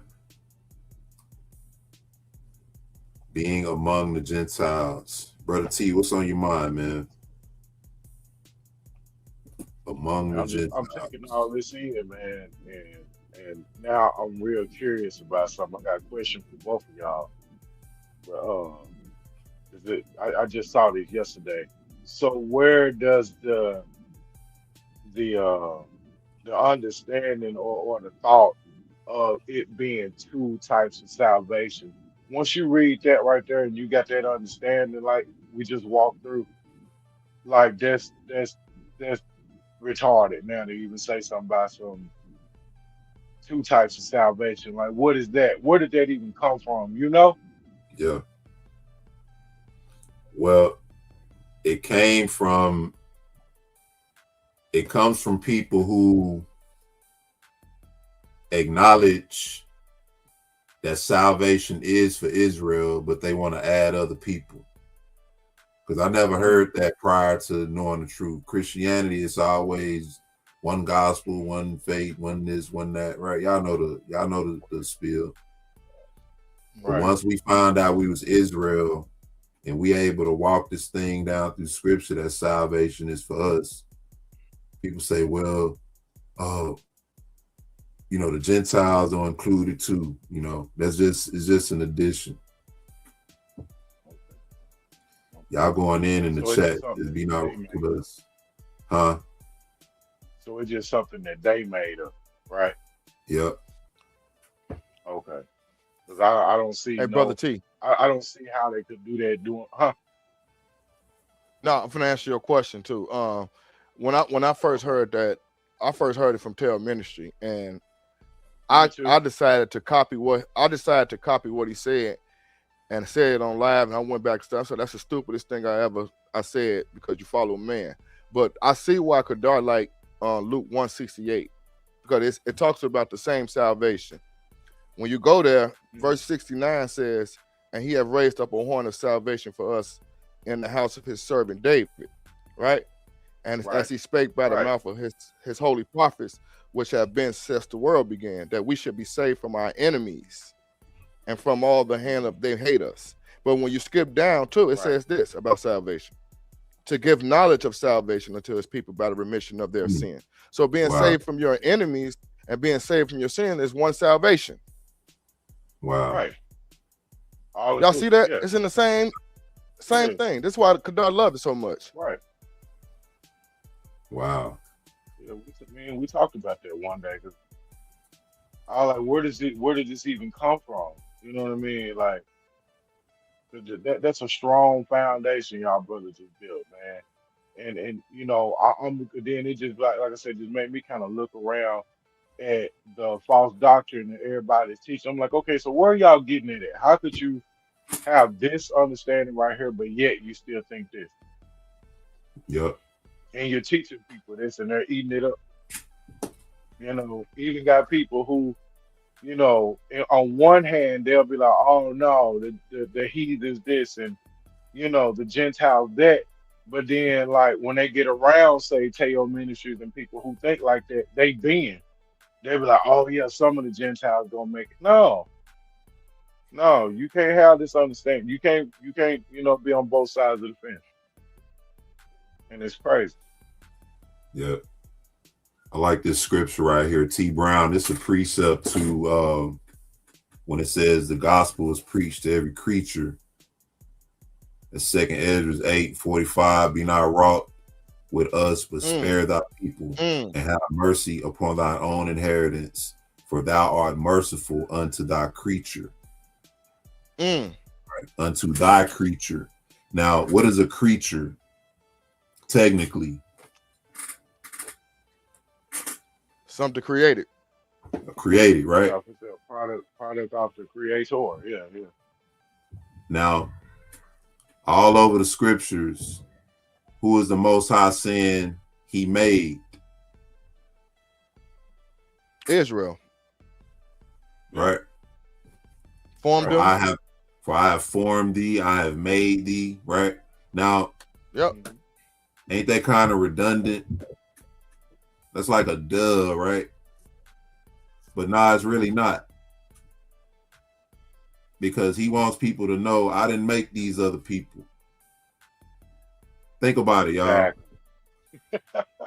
Ishmael is the seed of the flesh, not of the promise. Right? Right. If the Most High, now the Most High allowed it and all of that, it happened. And on the strength of him being Abraham's son, he blessed him. But he said he wasn't the seed of the promise. I didn't promise you Ishmael. That's the seed of the flesh, meaning y'all did that on y'all own.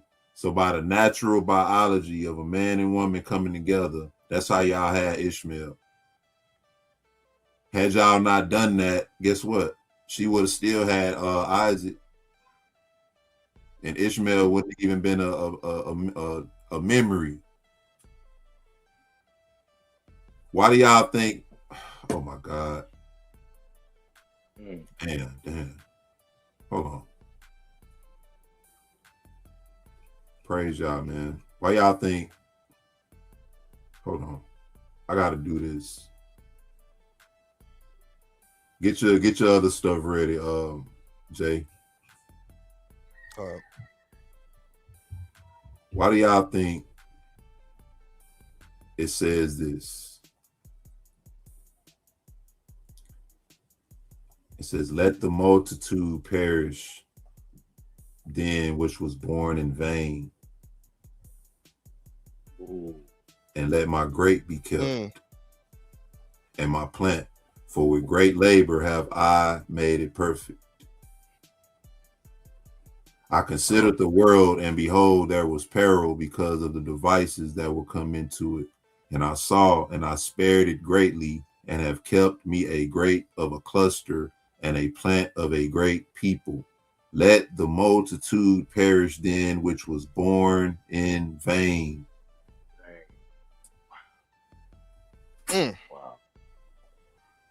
Wow. Ishmael, who? So let's go to the New Testament. Let's go where they go to. Grafted in. Ooh, we're talking about plants and grapes and stuff, right? Yeah. Right. You know what I'm saying? Man. This is getting better and better, don't it? Peter said Paul's writings is hard to be understood. If you don't know the scriptures. Oh, maybe I'm tripping. What's that, 11? Yeah. Yep. Where do you want to start at? We can start at 16 or no? No, 13. 13. Let's start at 13. It says, "For I speak." First of all, hold on. Let me show y'all this first. Watch this. "For I speak to you Gentiles, and much as I am an apostle of the Gentile, I magnify my office." Now let's skip down real quick.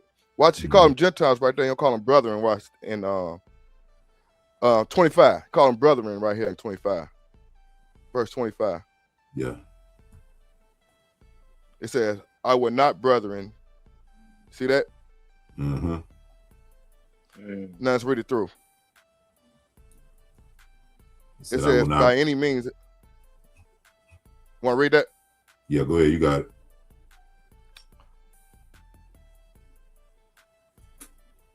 So 25. Yeah. It says, "I would not, brethren, that ye should be ignorant of this mystery, that ye should be wise in your own conceit, that blindness in part is happened to the Israel until the fullness of the Gentiles be come in. And so all Israel shall be saved, as it is written, there shall come out of Zion the deliverer, and shall turn away ungodliness from Jacob." Now go back up.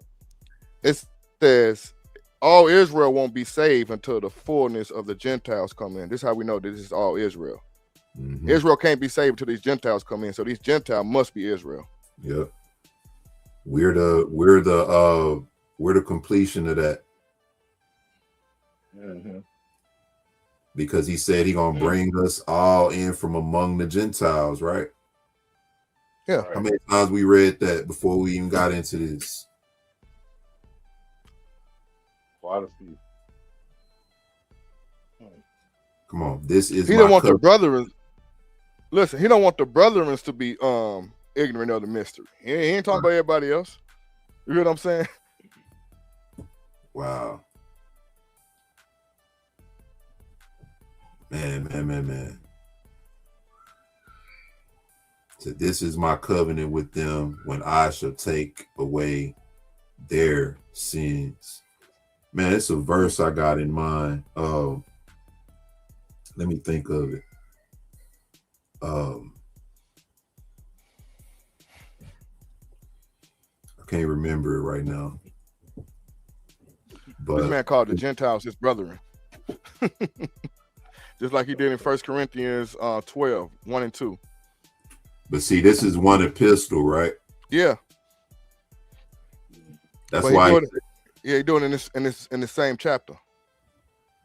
So what would you do when they come here and when Paul says my kinsmen according to the flesh? Well, I go back where I was just at. Look what it says. Look what it says. He said, I'm going to provoke them which are my flesh, the Jews, the circumcision, in verse 14, Okay. 11 and 14. Yeah. That's what I say. Just let Paul do his own explaining, man. I ain't got to talk. So exactly. He's telling There the you go. Gentiles, listen. He's telling the Gentiles in verse 3, I speak to you, Gentiles, but I'm provoke the circumcision, which are my flesh, because I'm talking about the circumcision of the flesh. I'm going to provoke them, which you uncircumcision. That's what Gentile mean. They uncircumcised. In what way could you be considered a kinsman? He said, my kinsman according to the flesh, right?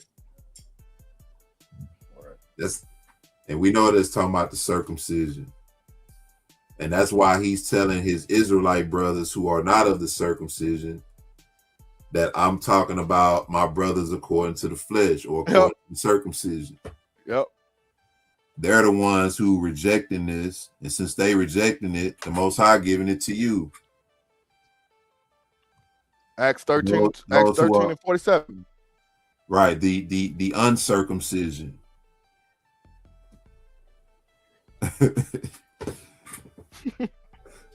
Wow. Man. This is amazing, man. Really? What is a righteous Gentile? If he's bringing his people from among them, right? I got you. I can answer that question. Go ahead. Keep the law. Hold on.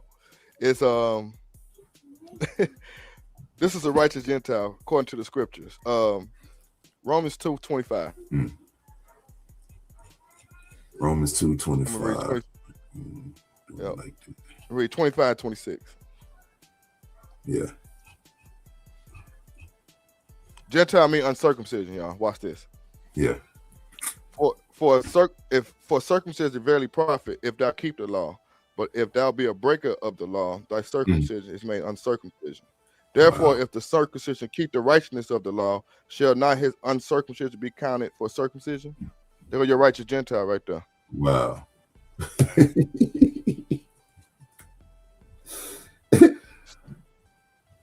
That's the end. That's the end of the discussion right there. That's the end of That's the end of it. Oh, It's over. that's a knockout punch right there. For he Not a is rep. not a Jew.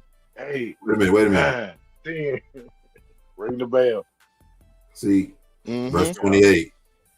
For he is not a Jew. Why he say he is not an Israelite, which is one exactly. outwardly. You see what I'm saying? But he is an Israelite, which is one inwardly. Why he say Israelite? Why he say Jew? Because the Jews were of the circumcision.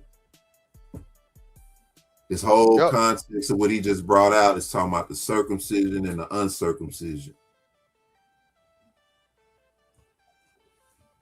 Praise God, man. Wow. All praises. Praise God.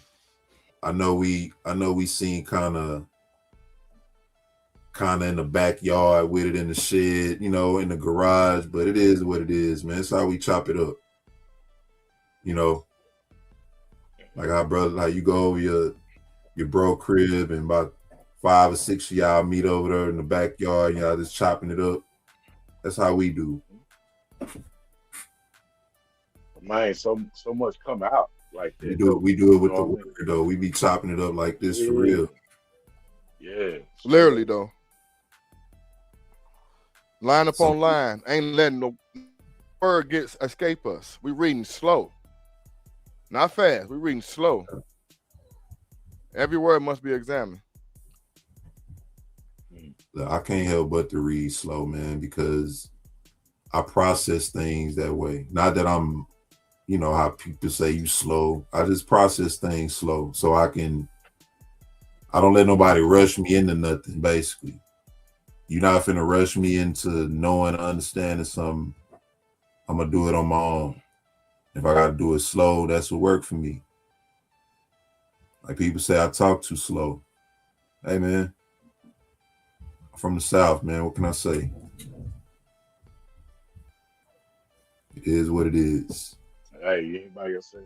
You ain't by yourself. I read slowly. I do the same thing. Yeah. I want to get everything out of it. You mess around and get to reading fast, you're gonna skip something. Yep. Or you ain't gonna really That's take that's in what what you they do read. in monitoring. Exactly. Ain't a whole lot of stuff you can get over on Southern folks, man. You know, we Built just, different.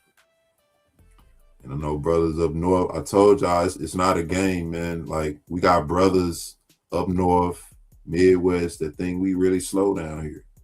That they think that about us. But let them come to the You got platform. people down south. You got people down south. I think people down south is slow. Yeah. That dude Hassan said people down south is slow. He's staying in North Carolina. Well, let them come to the platform, especially if they believe Gentiles can be saved. Because we just chopping it up, you know, and we laying the foundation and we showing the connections. And we know y'all listening. We know they listening. I hope so. Why you think I said which Gentiles? When you said which righteous Gentiles, I said which ones? See why I said that? Yeah. See, if you believe that, then you believe the deception of that other Christ, that other Jesus. That's the whole point of Paul telling you there will be another Mashiach, another gospel, and another spirit. Another gospel. Another gospel.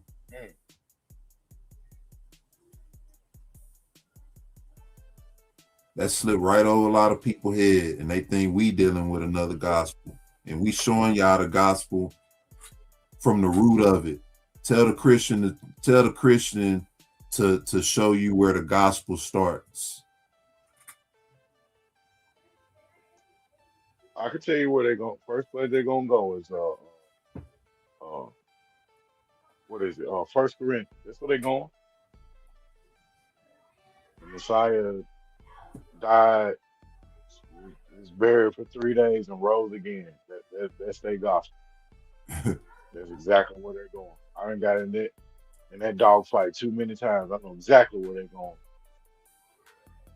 Yeah, we gotta slow down, man, and get it right. A lot of us, like I say, Christianity is embedded in all of us, you know, and we just gotta get it out. Brother E.T., what's going on, bro?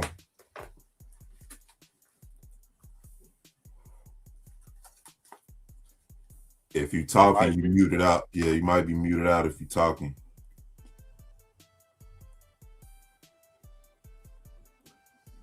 But brother, yeah, I'm gonna tell you something real quick for the brother get himself together. That's the way I was, bro. I mean, I was born and raised in the church in Christianity. You know what I'm saying? And once I came to the truth, I asked the Most High. I asked the Most High to literally destroy everything that I ever learned in church Christianity and build me back up the way that you would have me, you know, or my understanding where you would have it to be. And Yeah. I deleted everything. And I think that's the best thing for you to do so you won't have no kind of residue of Christianity on you. 'Cause I believe this is where a lot of this stuff comes from. You know, because Christianity kept you in two things. It kept you in fear and it kept you in judgment of other people.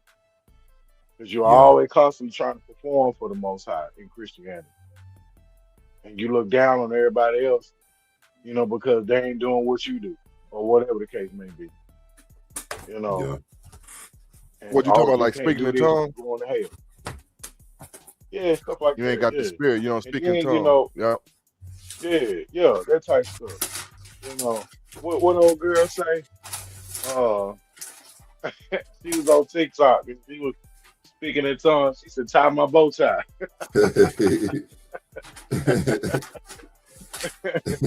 You know, and then man, like, I know people, man. They be like, you know what I'm saying? They feel like they're going to go to hell because they got a problem with somebody else or something like that. Like, I ain't trying to go to hell, and all this. But man, that is not what that is. Stop. Superstition, man. DT. That's what Christianity is. It's superstition. All You know what of I'm it. saying? So it's a false Christ. We honor the true Christ. Brother E, I don't know if you got a sound together or not. Shalom, shalom, shalom. Brother Ibri, how are you? Hey, Can you hear me? Man, yeah, I hear you good. What's going on, bro? Blessings, King, blessings. Brother Josiah, Brother T, how you guys What's doing? going on? I'm doing good. How we you doing, good, brother? Shalom, shalom. Blessings to Appreciate you. that. Blessings to you. Just chiming in for a little bit. Ain't gonna be Indeed. long. I ain't get a chance to fellowship with you brothers in a while, so figure I'll say hi. What's going on? See you back in ETV hitting the road, man. Yeah, I'm back. I'll be For back. real. I guess not that I want to. I want to be going again, but hey, whatever. Babylon, man, do it to you. What's going on though? Everything good. Everything good. My sister, she just came back the other day. I was feeling jealous. Yeah, Yeah, but yeah, everything's good. Family good. Health and strength. Thanks to Most High. I'm thankful to the Most High for that. So I'm good. yeah. Praise God, bro. I got your message too. Yesterday I was kind of tied up, and I was intending to go live last night, but I got so tired, man, and got to relaxing and just said, man, I'll just try to go live noon. Hope y'all forgive me, but Yeah, that must have been the spirit, because I was like, let me call. I ain't speak to him in so long. Let me drop him a line and see how he doing. And yeah, okay, you went decided to go live today, so that's cool. indeed, man. We just sitting there chopping it up. One of the things we've heard a lot of and hear a lot of is the concept of righteous Gentiles, and we just been sort of touching the surface as to what does it mean to be a Gentile, and does it denote righteousness? And we understand the Christ aspect. We haven't brought that into it yet. We just laying the foundation as to what does it mean to be a Gentile when the Most High said he would scatter us among the Gentiles. What does that mean? And how do we come up with the idea of non-Israelites today being righteous? What's your thoughts on that? Well, I'm gonna just say, if I pray the Most High wake our people up, because if they don't get the understanding that there's two types of Gentiles, there's a Gentile heathen, and it's the Israelite that acts like a Gentile, that calls himself a Gentile, that don't even know he's an Israelite, right? And if you ever come to that understanding, and it's a slow process, because if you allow these Europeans and these same heathens to teach us our book, they're not going to teach us our book for our benefit. They're going to teach it to us for their benefit. You understand? Now, as far as these Gentile heathens, their salvation is serving our God and serving us. In other words, they're going to be our slaves. They're going to be our servants. The only thing we just not going to be in as cruel to them as they was to us. You understand? If they don't get that understanding, they're forever going to want to share the kingdom with these people. The same people that want to hang us from trees. The same people that want to shoot us down because a tail light is out. So they want to put your lights out. The same people that fed your children to alligators, your ancestors, never got a chance to have a legacy.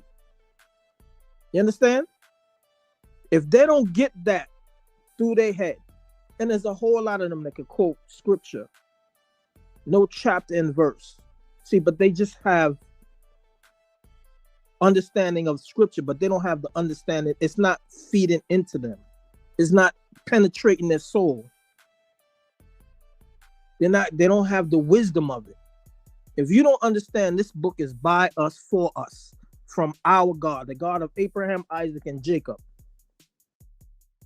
He's our God. He's not the heathen's God. The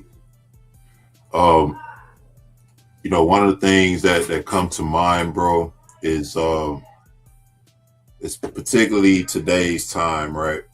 We see that these judgments are happening all over the earth. We see that our enemies are growing more impatient and more indignant toward our people, right? I'm sure a lot of people are seeing that with how a lot of people are treating our people, how they responding to us, and how they using us.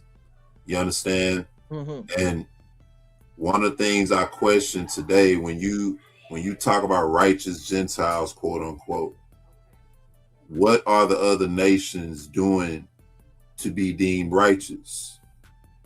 And particularly in this time, right? Because we're talking about salvation, the salvation to come. Particularly in our time today, what do we see other nations, non-Israelite nations, doing for us to consider them righteous and to consider our own people wicked? Well, Yeshua made it clear. He said, if you done it to the least of these, my brethren, you done it unto me. He said, you shall know them by their fruit. What fruit are they producing? Are they dying for us? Like we died for them daily? Are they going down to the courthouse and say, listen, leave these black people alone? Just straight like that. Leave these black people alone. They done been through enough. Stop putting out these policies to keep them in derision. Stop making up laws to keep your knee on their neck. Stop harassing them. Stop shooting them down. Stop coming up with policies so they can't pull themselves up like by their bootstraps like y'all claim you want it. Every time they try to do it, what do? You burn down their city. You burn down their neighborhood.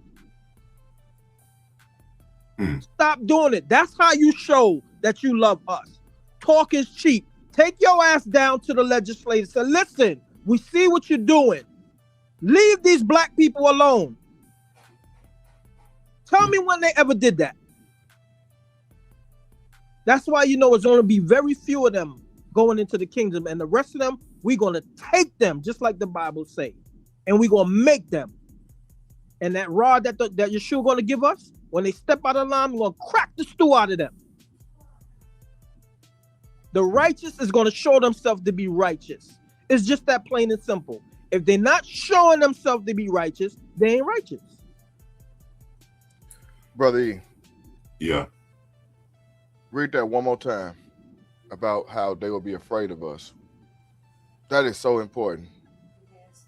I don't know why I keep thinking about that. Yeah, Deuteronomy 28. Let me get that. Yeah, that's profound, man. That's profound. You can't get around that. It says, Yahweh shall establish thee an holy people unto himself, as he has sworn unto thee. If thou shalt keep the commandments of Yahweh thy Elohim and walk in his ways, and all people of the earth shall see that thou art called by the name of Yahweh, and they shall be afraid of thee. And so one of the things we talked about is how this denotes the hatred that the nations have for us, because how could you hate a people or be afraid of them if they're in righteousness? That's a testament to what your heart truly is. And it proves true, because what was Israel's reaction to Moses when he came down and his face shined? They got afraid of him. The Most High the whole time telling y'all heart's not right. Righteousness, if I had to say this, there's a certain demeanor, a certain power, strength that comes with righteousness. I can't fully explain it, but it's clear, it's evident. For somebody to be afraid of you for simply keeping the commandments of the Most High, what does that do to you? You know, how does that make your demeanor dreadful in front of a person who is supposed to be saying they believe in God themselves? Or God is with us too. So why are you so afraid of me? Why do y'all have Because so many mechanisms aimed against me to keep me from being righteous? Hey, brother E, because I don't mean to go ahead. I'm sorry, I didn't mean to cut you off. no, I want to just say this. It's a comment. Because the beginning of the Most High power is righteousness. That's why people are afraid of power. So us keeping the commandments make us righteousness, and they give us the power. That's the power right there. That's the salvation. That's why this verse cuts salvation and Gentiles or non-Israelites in the same sentence don't make sense. Because when we keep the commandments, they're gonna be afraid of us. Brother E, what I believe is these people are not afraid of us. The only thing they're afraid of is that we're going to do to them what they did to us. Outside of that, they're not afraid of us. They're not afraid of us at all. They enjoy mistreating us. They enjoy being in our space, just bothering us, just starting shit with us. They enjoy it. And they know they could get away with it. They're not afraid of us. The only thing they're afraid of is if we ever come into power, we're going to do to them what they did to us that they claim they didn't do. They claim there wasn't no slavery. They claim there was no Jim Crow. They claim, and then when they do acknowledge it, get over it. That's such a long time ago. Well, if it's such a long time ago, why are you afraid of us coming into power? They're not afraid of us. You take the skinniest, scrawniest, stringy-head mutt, and she in your face asking you question. Why are you in my neighborhood? What are you doing here? Who the F is you to be questioning me, number one? And what business is it of yours that I'm here? They're not afraid of us. You see it every day on the news, on YouTube. They coming in our face, starting some garbage, questioning me. Who the hell are you to question me? You done deputized yourself. You done made yourself an overseer over me. You see me black, you see me as a slave, you're my master. They're not afraid of us. Look at it like this, Brother E. If they're not afraid of us, why is their reaction the same way toward us all the time? Look at it like this. I would agree with you if they show some kind of civility towards us. They're never civil towards us. Well, that's the other part of it, because they use civility as a it's kind of like a pressure from above, pressure from below kind of thing, right? When they being civil with you, it ain't because they believe you equal. It's because they trying to finesse you. Right. You answering your own question. Well, They always feel themselves as to being superior to us. But so they're not afraid of us. They just want to manipulate us. But see, look at this. All of that justifies or proves that they're afraid, because what do you do to something that you're afraid of? You always trying to kill it. Say kill it. The Most High said we would be a reproach among the nations. That's just like, I done had roaches before, right? Some people done had rats and all that. I done dealt with all that. Yeah, my wife, she in Panama, they had these, them big roaches. Yeah. She's scared to death of them big roaches. She'll kill a rat, she'll kill anything, but when it comes to them damn flying things, no, I gotta make sure I don't even tell her when I kill one. I don't even tell her about it. But see, that's what you do to something you're afraid of.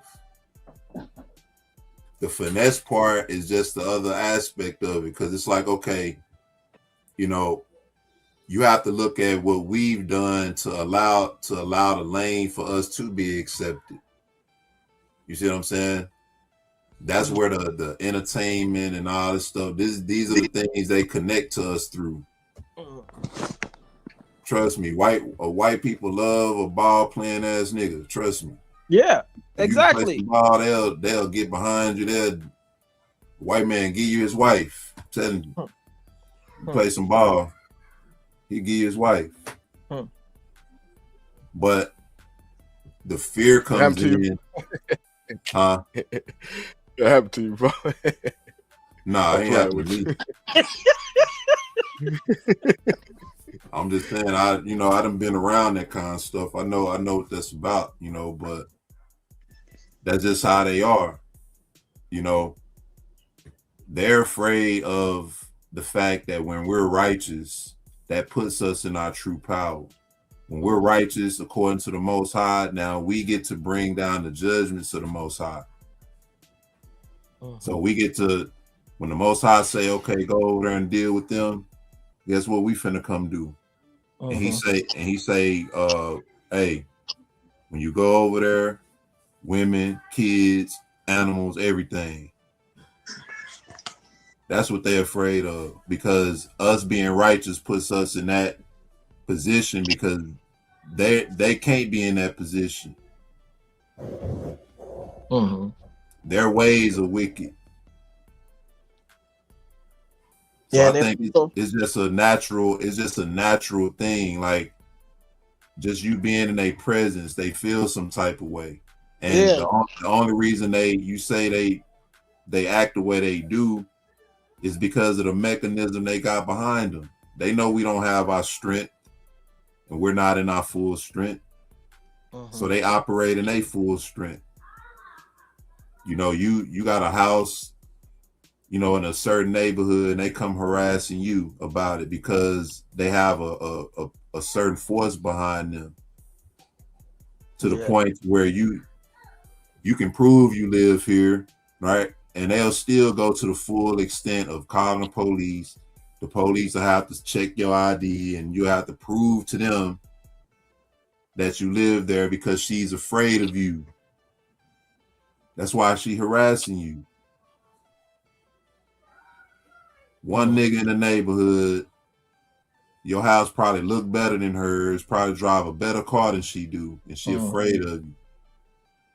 I do believe their fear, when it does come to their fear, and don't get me wrong, I don't think they're afraid of us, and sure, they know we bigger, stronger, faster, and all of that.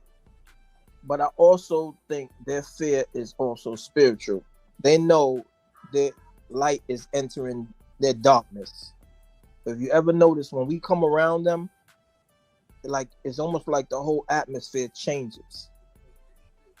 They get quiet, they stare in, they it's just, well, I'm speaking from experience. Whenever me and my wife go away, it's always the same thing. When we enter the room, it's like the whole place shut down. So they do have a fear, and I think part of it is definitely a spiritual fear. Like, righteousness has entered unrighteousness. Yep. And see, even when they try to say we violent and all that, that's projection. Yeah, it is. But see, they feel justified in responding to their fear to our violence, because they say that we're 50% responsible for the crime here. They fabricated another statistic saying that white people are more likely to die by the hands of blacks than the other way around. You know that I'm white and I say so. You know that white I'm white. The math don't math. You understand? The math ain't mathing. 14% of the population, yet we commit 50% of the crime. The math don't math.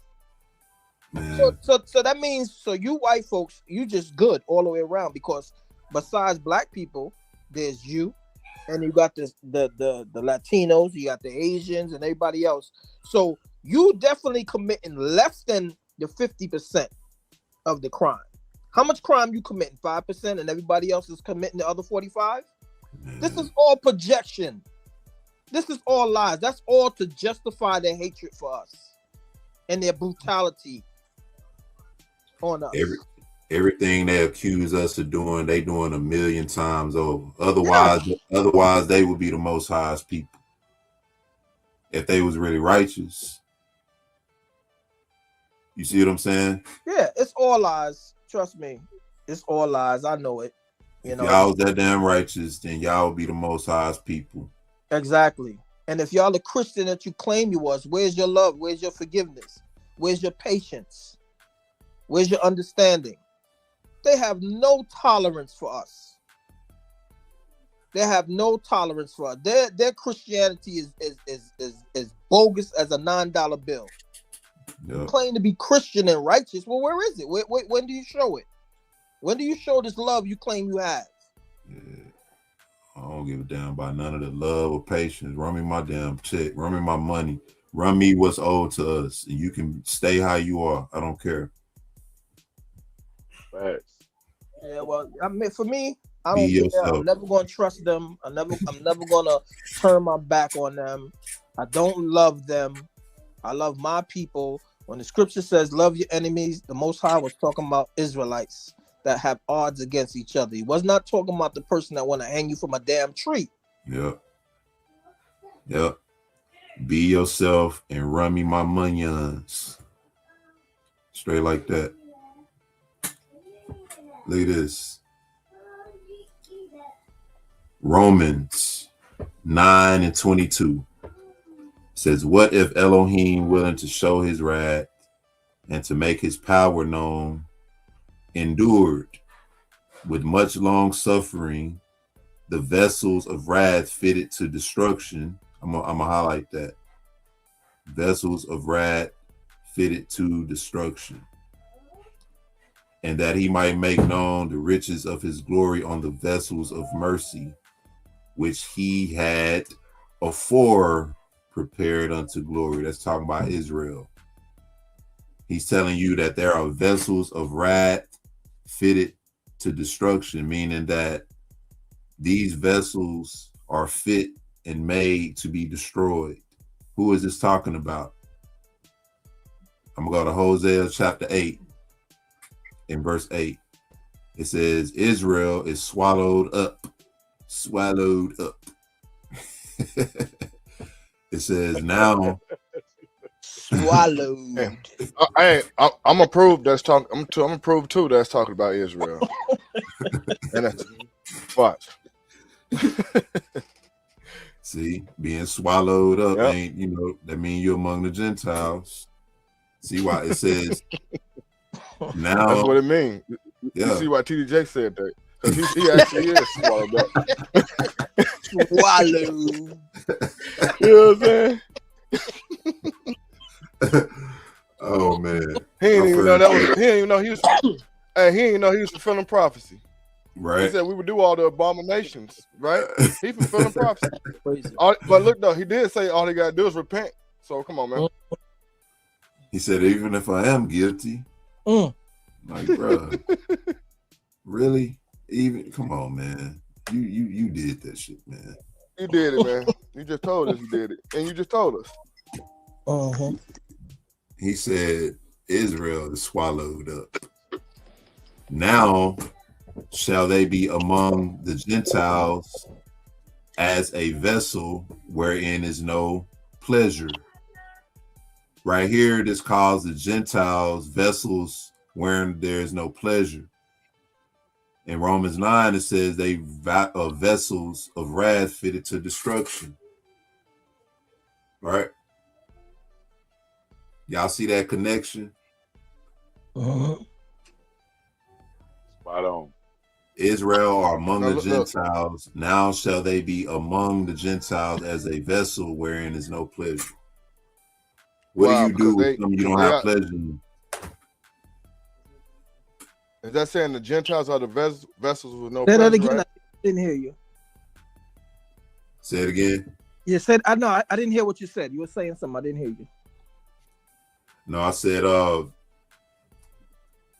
You said, what do you do? And then I couldn't hear what else you said. I said, what do you do with something that you don't have no pleasure in? Destroy it. Get rid of it. It becomes Or rule over it. It becomes fit for destruction, right? It becomes good. for destruction. Like, yeah, this is a good thing to throw in the trash compactor and crush it. Mm-hmm.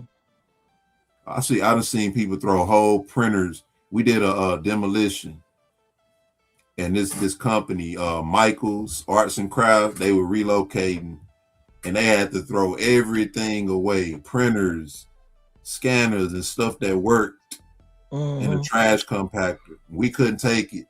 Mm-hmm. Oh, we can't let y'all have this stuff. We have to get rid of it. And man, whole printers going in the trash compactor. Mm-hmm. When we watching it, just go in. You know how the thing crushed. They do that. They do that in the food industry too. You know, it'd be good food, but because it's like at the end of the day, they can't. Now I don't know what they're doing nowadays. They probably giving us the worst of the worst, I'm sure. But back in the day, the food be good, and you had to discard it. You couldn't take it to give it to the homeless, the people outside. No, it went in the trash, and then you see the people in the trash digging for the food. Right, fitted for destruction. That's what you're good for destruction. What about this, E? What about they're good for ruling over with a rod of iron too, because they'll say, "Oh, the Gentiles that we ruling over, we're gonna treat them with, we ain't gonna do them that bad." But go to Revelation 2:26, because they are vessels of they are nothing, right? Yeah. Watch this. Yeah, Us ruling over them is it's not a good thing. I used to work. It's not a good thing. I used to work in the food industry. The reason why I mentioned that to you, because I was always been a rebel. I would take that same food, I would put it in a big plastic bag, and I'll go right to the park, and I would hand that stuff out. So this is why I'm talking about something I know about. Yeah. They wanted me to throw that food away. I give me a shopping bag, a big old plastic garbage bag. I pack all that stuff in. I go right to the park, and the people that's sitting on the bench, I'm just handing the stuff out to them. Yep. Hey, read your translation. I like your translation better. It says, "And he that overcometh and keep my works unto the end, to him will I give power over the nations. Thou shalt break them with the rod of iron. Thou shalt dash them in pieces like a potter's vessel, even as I received of my Father." I think we got to understand the heart of the nations, man, toward us. And this is why the Most High is pronouncing his judgment against them. Mm-hmm. Even when we want to say there are some Gentiles that are deemed righteous or considered righteous, that's why I asked by what standard. Because the Most High said, don't trust your enemies. They'll come crouching down. They'll come pronouncing the name of the Most High, even acknowledging you the people. Mm-hmm. As soon as you say salvation is only for Israel, now all of a sudden, oh, I'm grafted in the name of Mashiach. Now you get the ride in the front seat all of a sudden. Right. You take your same position that you think that you always had. You're supposed to be first. It's like, why, when have you ever heard any of them say, you know what, I'm willing to serve your people and serve the Most High on account of what my people did to your people? Or give up power. They don't have a heart in them to do that. Mm-hmm. That's called a heart of repentance. And that was only granted to Israel. We're the only ones with the capacity in this time to look at ourselves, look at what our forefathers did, and say, you know what, we was wrong. Right. We haven't done shit wrong to the other nations. Right. We don't have to acknowledge nothing we did to them. We haven't done anything to them. Right. That's right. But what are we doing? We saying, you know what, we messed up, our forefathers messed up, and we sinned against our God. Let's turn back. Well, I'm gonna hit you with something that's terrible that we do. We have more patience for them than we have for each other. Exactly. Like all the wickedness that they've done to us, we'll give them a pass. Exactly. But we don't give each other a pass. And And that's where That's you how you hear know. people That's how. talking about. Go ahead, my fault, bro. No, I was gonna say that's how you know that we're almost at the end of the captivity. Because when you start getting comfortable in captivity, what that mean? They got what in it? Look at the pattern in Egypt. They got comfortable, didn't they? Mm-hmm. Yeah, we was To the never point where supposed to stay. to the point when they said we want to go back when they was in the wilderness. Oh, Mm-hmm. yeah. Yeah, I mean,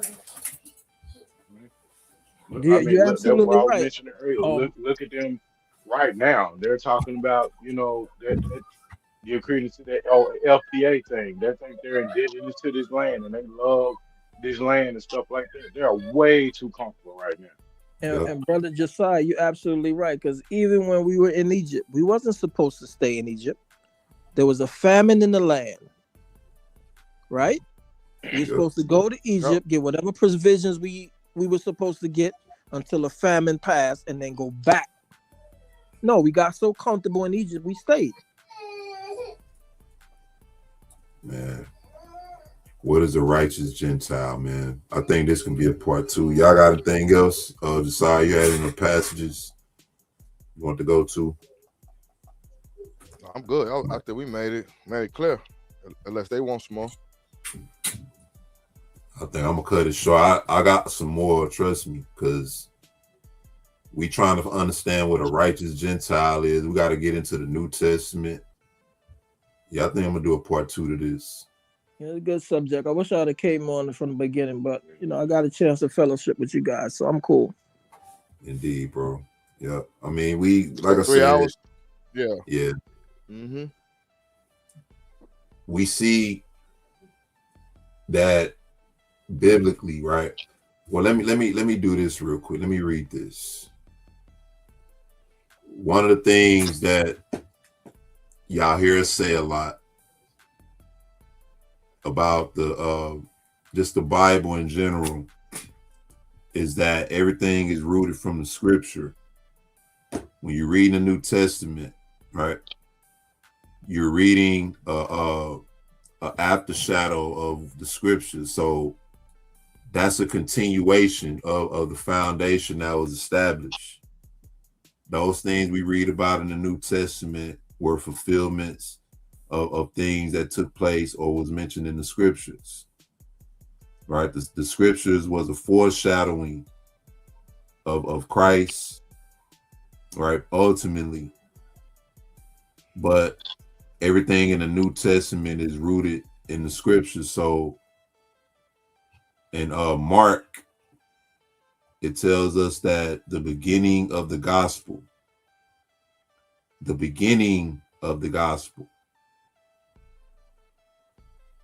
one of the issues with Christianity and even with a lot of our brothers and sisters is when we deal with the gospel, we don't start from the beginning. We start with Paul. We go to the epistles, right? But it tells us the beginning of the gospel of Yehoshua Mashiach, son of Elohim, as it is written in the prophets. So one of the things we harp on with the scriptures is that the foundation from the Old Testament has to be established in order to understand the New Testament. The gospel, right? Understanding who the gospel is going to be preached to, the end result of the gospel, all of that is in the scriptures. And what I like to say is that when it comes to the gospel, we're not living in a time where the gospel has to be preached, right? We're living in a time where the gospel is actually being fulfilled. Right? This is the fulfillment of it. The gospel is the good news of the salvation or the deliverance of the Most High's people from among the nations, from among the Gentiles. Why that may not hit home with some people, because I didn't say Jesus Christ. And the reason I didn't say that is because He's the one who's actually doing the delivering and bringing his people back. So it is the salvation of Jesus Christ. The salvation of Jesus Christ for his people. From the beginning, in the Gospels, in the scriptures, this is what we see. The gospel is Israel being delivered from among the Gentiles by the words of the prophets. So when you mention the gospel and you mention the Gentiles, you have to understand what Gentiles you're talking about, what Gentiles you're qualifying, because these Gentiles, they can't be a people who are not the Most High's people. Just like he scattered us among the nations, but he said, let me read it from here. I told you I'm from the South, man, so I may not explain stuff right all the time. I got you all the way. I'm gonna read it from here. Isaiah 43. All right. It says, fear not, Isaiah 43:5. Fear not, for I'm with thee. This is the gospel, y'all, right here. And you can go line this up with Isaiah 61. The whole thing to see if this is what it is. It says, for I am with thee. I will bring thy seed from the east and gather thee from the west. I will say to the north, give up, and to the south, give not back. All right, so I'm going to stop. It says north, south, east, and west. But it first starts by saying, I will bring your seed from the east, from the west, from the south, from the north. Bring my sons from afar. There you go right there, Josiah. When you read that 49:6. Yeah, Isaiah 49. Yep. Bring my sons from far and my daughters from the ends of the earth. Here go your Isaiah 49:6 right here. And there are your Genesis 28:14. When he told let's go all the way. This is deep, y'all. Y'all understand this is from the beginning. He told that thy seed will spread abroad to the west, the east, the north, and the south. And in thee shall all the families of the earth be blessed. Same language. same terminology, right? Even everyone that is called by my name. Not the heathen, not the Gentile, not the other nations. Look, for I have created him for my glory. I have formed him. Yea, he told you 3 different ways. And don't y'all know we can go throughout all this Isaiah 43, Isaiah 45, 44, 45, where he's telling you, Israel, I've made you. I've created you. I've made you. But he told you right here in one verse, he say, for I have created him for my glory. I have formed him. Yea, I have made him. How many different ways he got to say it? See, but the Christians will say that's called Hebrew Christians poetry. The Christians that say that's Jesus and he died for all people, you know. And but this is him telling you that ain't the case. He's saying he said I made Israel. How many different ways can you tell a nigga you made something? It becomes legal, don't it? If I tell you 3 times in the same thing, it becomes legal. Document, you know what I'm saying? Look, that's a patent. Yeah. That's a stamp. So you got other people saying that they Israel, the Most High didn't make them. That's infringement.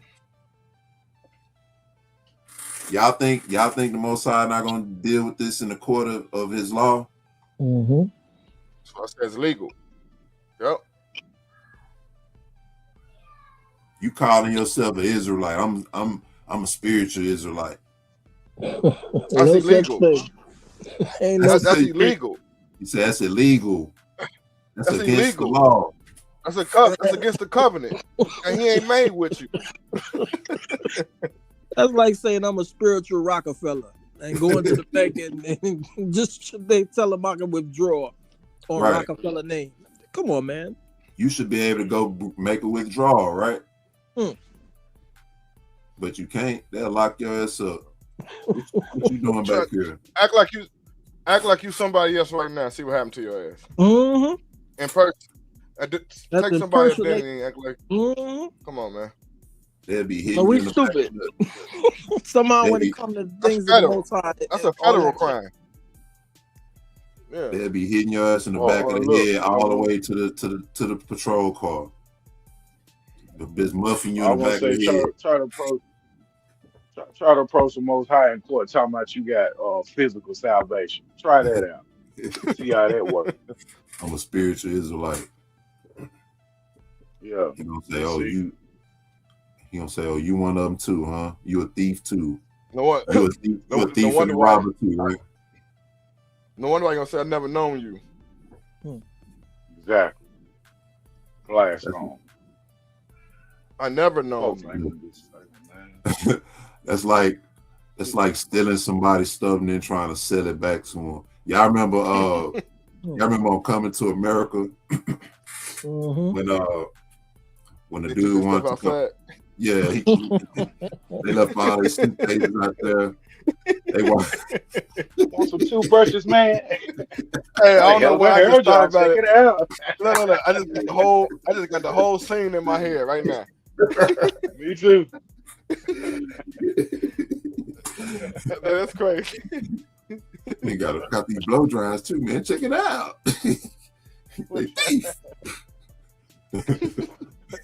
But he had his coat on, bro. Like, how you gonna have my coat on, bro?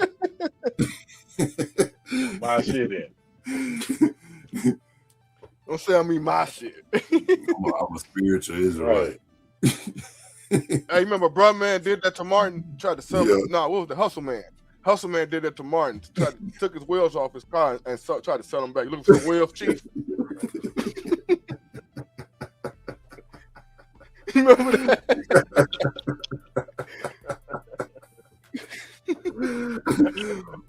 Man, every time I think about the Martin episode, Martin shouldn't even be funny to me, man, honestly. As a repentant man, that show shouldn't even be funny to me, but it's funny, bro. It's still funny. I think it got to be the best. That's how people look coming before the Most High, talking about I'm a spiritual Israelite.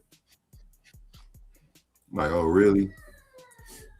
You don't have the demeanor of an Israelite. You don't have the hair texture. You don't got the skin tone. You don't got the rhythm. You don't know how to season your food. You don't fit the description. You don't know what soap is until my people showed you. Nah. KB. He said he lifted Elijah up in the air by one of his locks. So if I grab one of y'all by the hair, you might fall out the sky. He grabbed Ezekiel too by the locks. Yeah, that was Ezekiel. My bad. Yeah. But man, spiritual Israelites, righteous Gentiles, clean swine. I said at the beginning of this, righteous Gentiles are oxymoron.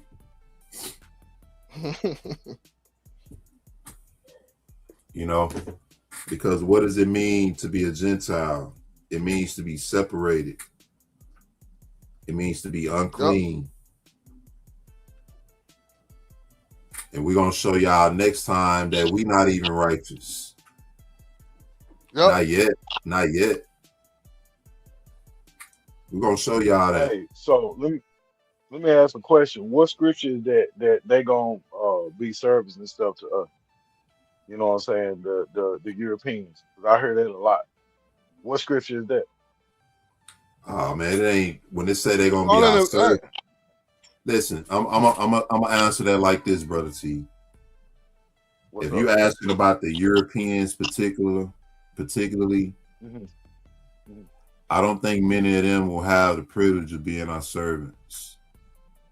Thank Exactly. you. That's why I asked the question because I ain't never seen that. Because when you go to Second Baruch, it tells you Oh, clearly that everybody that partook in Judah's captivity and trodden down the seed of Jacob was going to be given over to the sword. It ain't say nothing about them being on service and all that kind of stuff because that's a form of salvation for them.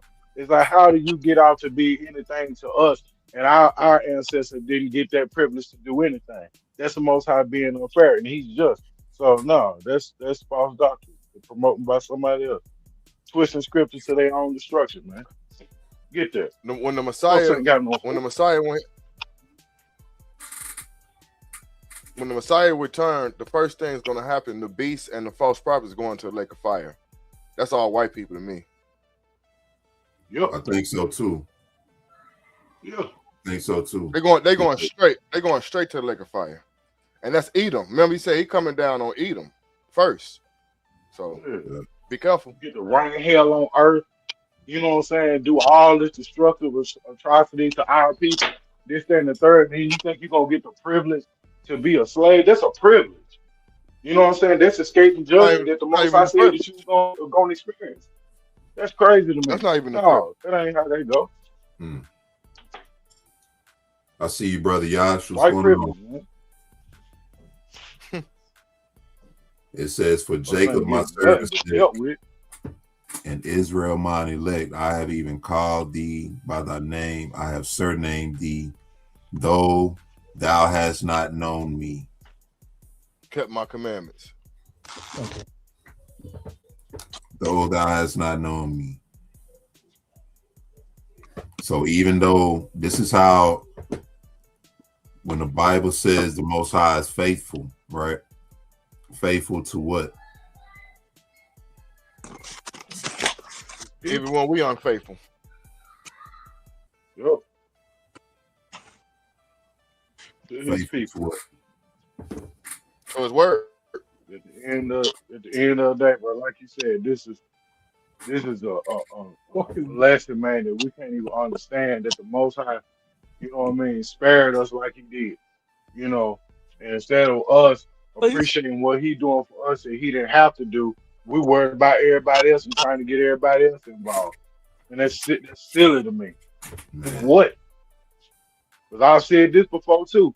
You get the same promises that we have, that the Most High have in store for us. Get the same promises to these so-called Gentiles and see would they be worried about you like that. They exactly. wouldn't give a damn about you. That's powerful, bro. But see, at the same time, that's the beauty of our people.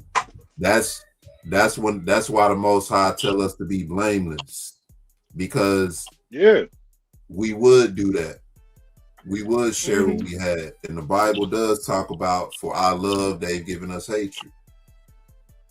I don't have no problem with loving other people as long as those other people love our people. I don't have no problem with that. I don't have no problem with respecting other people. The Bible requires us to do that. It requires us to be at peace with all men as much as possible.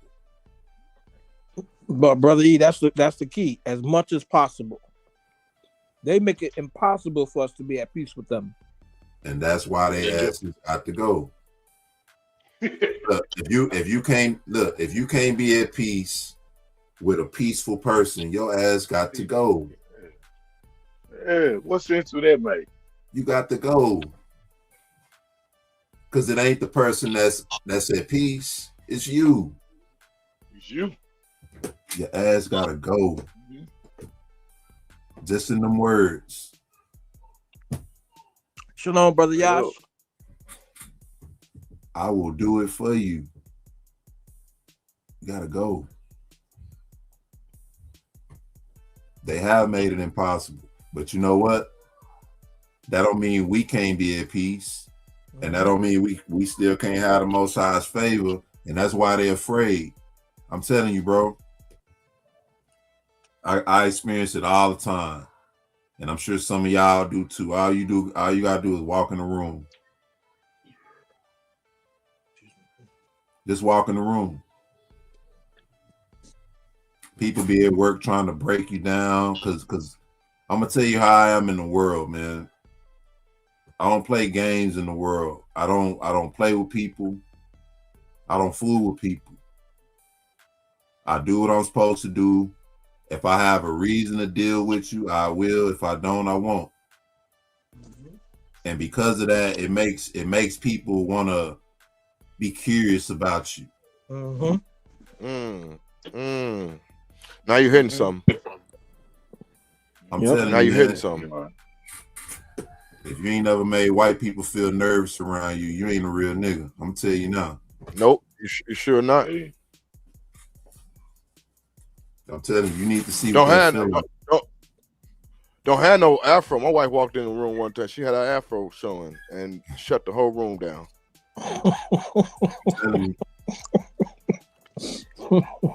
Y'all seriously. throws them off. And then they look at we like statues or something. She said, white lady said, can I touch it? Like, girl, you don't get your ass out of here. I would have said, hell no. It's something y'all need to try. Y'all need to see what that feel like. I ain't talking about go and start no mess with them. I'm talking about wake up one day, get yourself together, walk out the door with the Most High in your heart, in your mind, and go somewhere. With them commandments written in your heart. Have a straight face. Don't laugh at people's bullshit ass jokes. Sarcastic jokes too. Like I will literally, I literally look a nigga right in his face while he laughs. Josiah, they good for that, trying to slide a freaking sarcastic joke at you. I check them right away. You know what's one? No, don't even try it. You know what's one I hate? Just try to stay out of trouble. What the hell you talking about? Try to stay out of trouble. You think everybody in trouble? I'm in your hands. I mean, what you talking about? Stay out of trouble. Don't they always say that? Oh, we're just trying to stay out of trouble. Yeah, Josiah be talking shit grown as hell. Look, we be on the phone, he be talking shit to him. Yep. I'm telling you, man. Trying to make it said we're always considered trying not to make them. Yeah, that's why we have a white voice when we do business with them. I'm telling you. It's really weird. If anything, they should be trying to make us comfortable. All the crap they done to us. They do, but they can't be saying shit like, look, I be saying shit like, can y'all spell captivity? They be like, what? Captivity. They said proclaim this among the Gentiles. They act like they don't understand captivity. You gotta say slavery to them. Then they Look, they do try to be comfortable around us, Brother E, but they can't say nigga like they want to. No, I'm saying they with all the crap and all the hostility and all the evil things they done, we always trying to make them feel comfortable, like we're non-threatening. Yeah, I know. I was just joking. I know. But like why we gotta make y'all feel comfortable, man? I had a situation like that at my job not too long ago. You know, where I took over this new position, and now they trying to coach me and prime me on how to deal with the other people, and it's like, I appreciate that, but I'm not gonna compromise. I'm not gonna go out of my way to try to be seen by them, just to make them feel comfortable. You see what I'm saying? I earn y'all respect through what I do around here. You know what I'm saying? When y'all need me, let me know, and I, consider it done. But all that going over and talking to them, and I'm not gonna go over there just to talk to them. Let them come over here and talk to me. They want to know me. these people been working here for 20, 30 years, and I got to go over there and talk to them, get to know them. Hell no, I'm finna sit back here, do my job, and if y'all got something to say to me, we can chop it up. I know. Hey, brother, they probably hate you at this. No. See, that's the thing. They don't, bro. They respect me. And guess what? But it's like they're kind of afraid though. Well, they come back there and they talk to me. You see what I'm saying? Whereas everybody like they want to see what's your output. What's your output on shit, right? They want to know how you think and stuff like that. They just want to know if I'm a troublemaker. You know, if I'm a person who not gonna do his job, and so they come with that preconceived notion. Mm-hmm. Until they see, okay, nah, this nigga ain't, he a real one. All right, he good. When we call on him, you know, he responsive. He makes sure all his work done. He communicate with us the way he's supposed to. Okay, he good. And then that can open up the lane for some other stuff, you know, because they come back there and try to small talk, whatever, and you got to entertain it. You know, you can't be like, man, get on, I want to hear that shit today, you know, but I be wanting to sometimes. But for the sake of the job, you know, you deal with it. You small talk or whatever, but all that other stuff, man, I'm not, nah, come on, man. You know, and that's how you find out they business, because they want to talk to you. Now I know about how this white woman husband do this and do that, and I'm sitting there like, I wonder if this woman husband knows she up here telling me all this. You know, now they telling you all they business, and you realizing, hey, this job is your life. You live for this job. Y'all don't know nothing about me. They don't know nothing about me. Oh, he's quiet. You know, he's that's what they be. Look, they be. This is shit they try to do. I be right there, and it be 2 or 3 of them talking to each other about me. Oh, he's cool. He's just real quiet though. He don't really. And I just be sitting there like, yeah.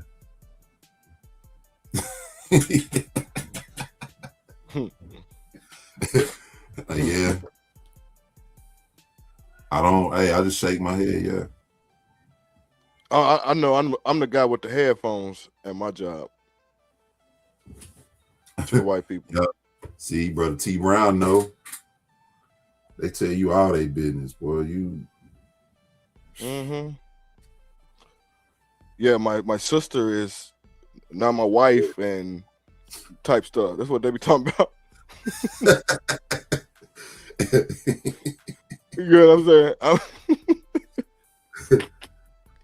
You be like, man, all right, see, y'all get comfortable and get to breaking y'all own rules and stuff. Stuff that y'all holding me fully accountable for. You know, y'all get comfortable now y'all going against all that. You know, it's the heart of the Gentiles, man. We among them, you know. I would say it's wise to learn how to deal around them, you know, because vengeance is mine, said the Lord. Take some pressure off yourself, you know. Like I don't be up there trying to talk scripture with them or nothing like that. You know, my operations manager, he caught himself trying to talk about the scriptures with me. Oh man, I don't come to church on Sundays. I say, oh yeah? I say, why is that? He said, oh man, that's my day of rest. You know, then he said, see, they don't know, man, but you know, Sunday is really the day of rest. And he pulled out the Bible, right? And I'm just sitting there looking. Right. Now you the same dude up here flirting around with women, getting complaints, but then showing everybody how pretty your wife is and all that. Right. Ain't you the same dude who go out of town on a company deal, and you come back bragging about how you had a girl in your hotel room? You the same dude? See, what you gonna share the scriptures with somebody like that for?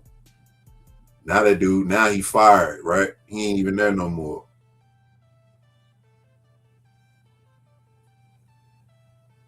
And that's what I'm saying. That's how you deal with that, man. You let them, you come in there and you let them have their preconceived notions, right, about you being this and you being that, and you fall back and you watch them show you that they this and they that. You the one, not me. I know who my God is, and I know what my mission is here.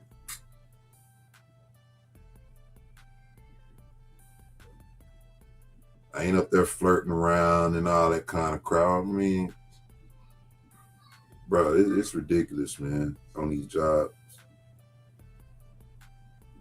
It made me realize each time, man, how much we are subject.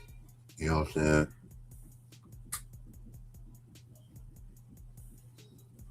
To these Gentiles, these heathens, these unclean people. We have to serve them, making them rich. But yeah, man, this would be a part one. I definitely do a part two because I want to get into the New Testament about the Gentile. We see that being a Gentile denotes separation. All right. Our people had a Gentile heart, Gentile mindset before they came into the land. And so the Most High scattered them among them. Since you want to be like them, all right, you want to serve other gods. All this they was doing while they was in the land before they got kicked out. You bring Gentile activity into a holy set apart land. So go be among them. Wherever you end up is wherever you end up. He's so shy. Oh man, don't tell me that. I hate when people try to.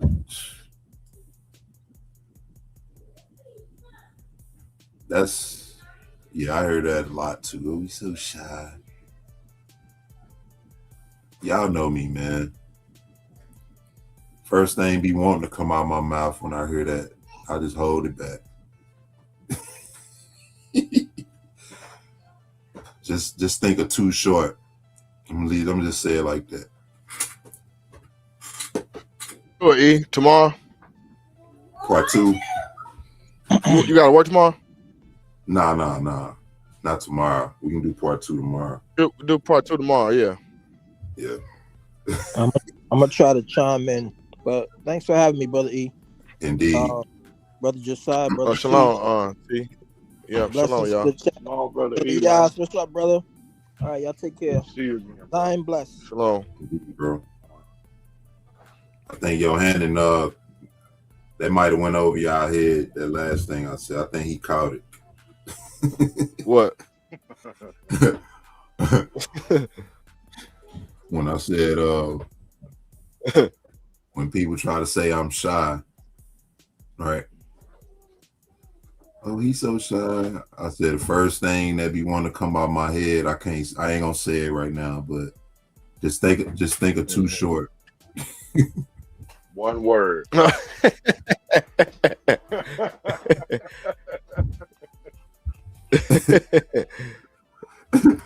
little emphasis on it too. Man, like little do you know. No, but yeah, no idea. But although I'm rude in speech, right? Y'all know the rest. Anyway, man, think about it, y'all. Righteous Gentiles. What are we talking about? What are we really doing when we say other nations of people can be righteous and our own people are wicked? when the Most High haven't even made us righteous yet. Religious self-hatred. Self-hatred comes in many ways and is practiced on many levels. That's religious self-hatred. To call your own people wicked and them righteous when the Most High haven't even made us righteous yet. So if he haven't made us righteous, what does that mean for them? Go ahead. And that's the key. The Most High said he will make us righteousness by what? The new covenant, sowing the law in our hearts. And that's only given to the house of Judah and the house of Israel. And that's all I got to say about that. Shalom. Indeed, bro. I appreciate you, brothers, man. Everybody in the chat, I appreciate y'all. Brother T, you want to say something? What's my favorite word?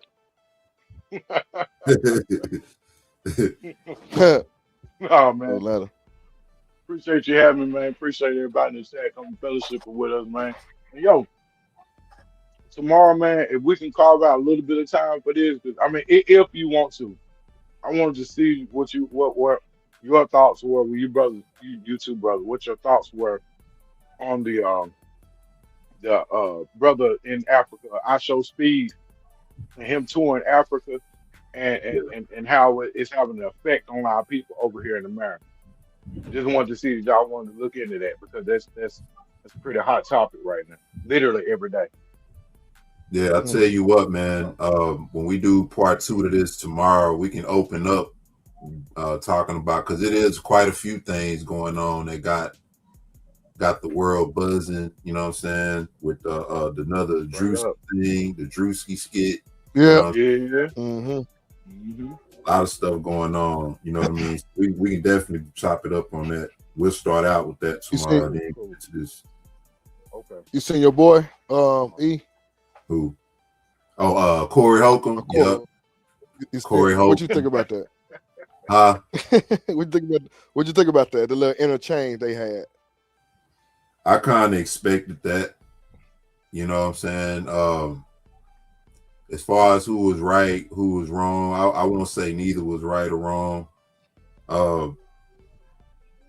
In terms of how it led to that, but perspectives, point of view, if you look at the whole interview, man, and you're able to decipher each one of their perspectives and positions. Of course, Anton Daniels, man, he take a white supremacist lane. Yes. Yep. Yeah, I think he's not good for this awakening, man.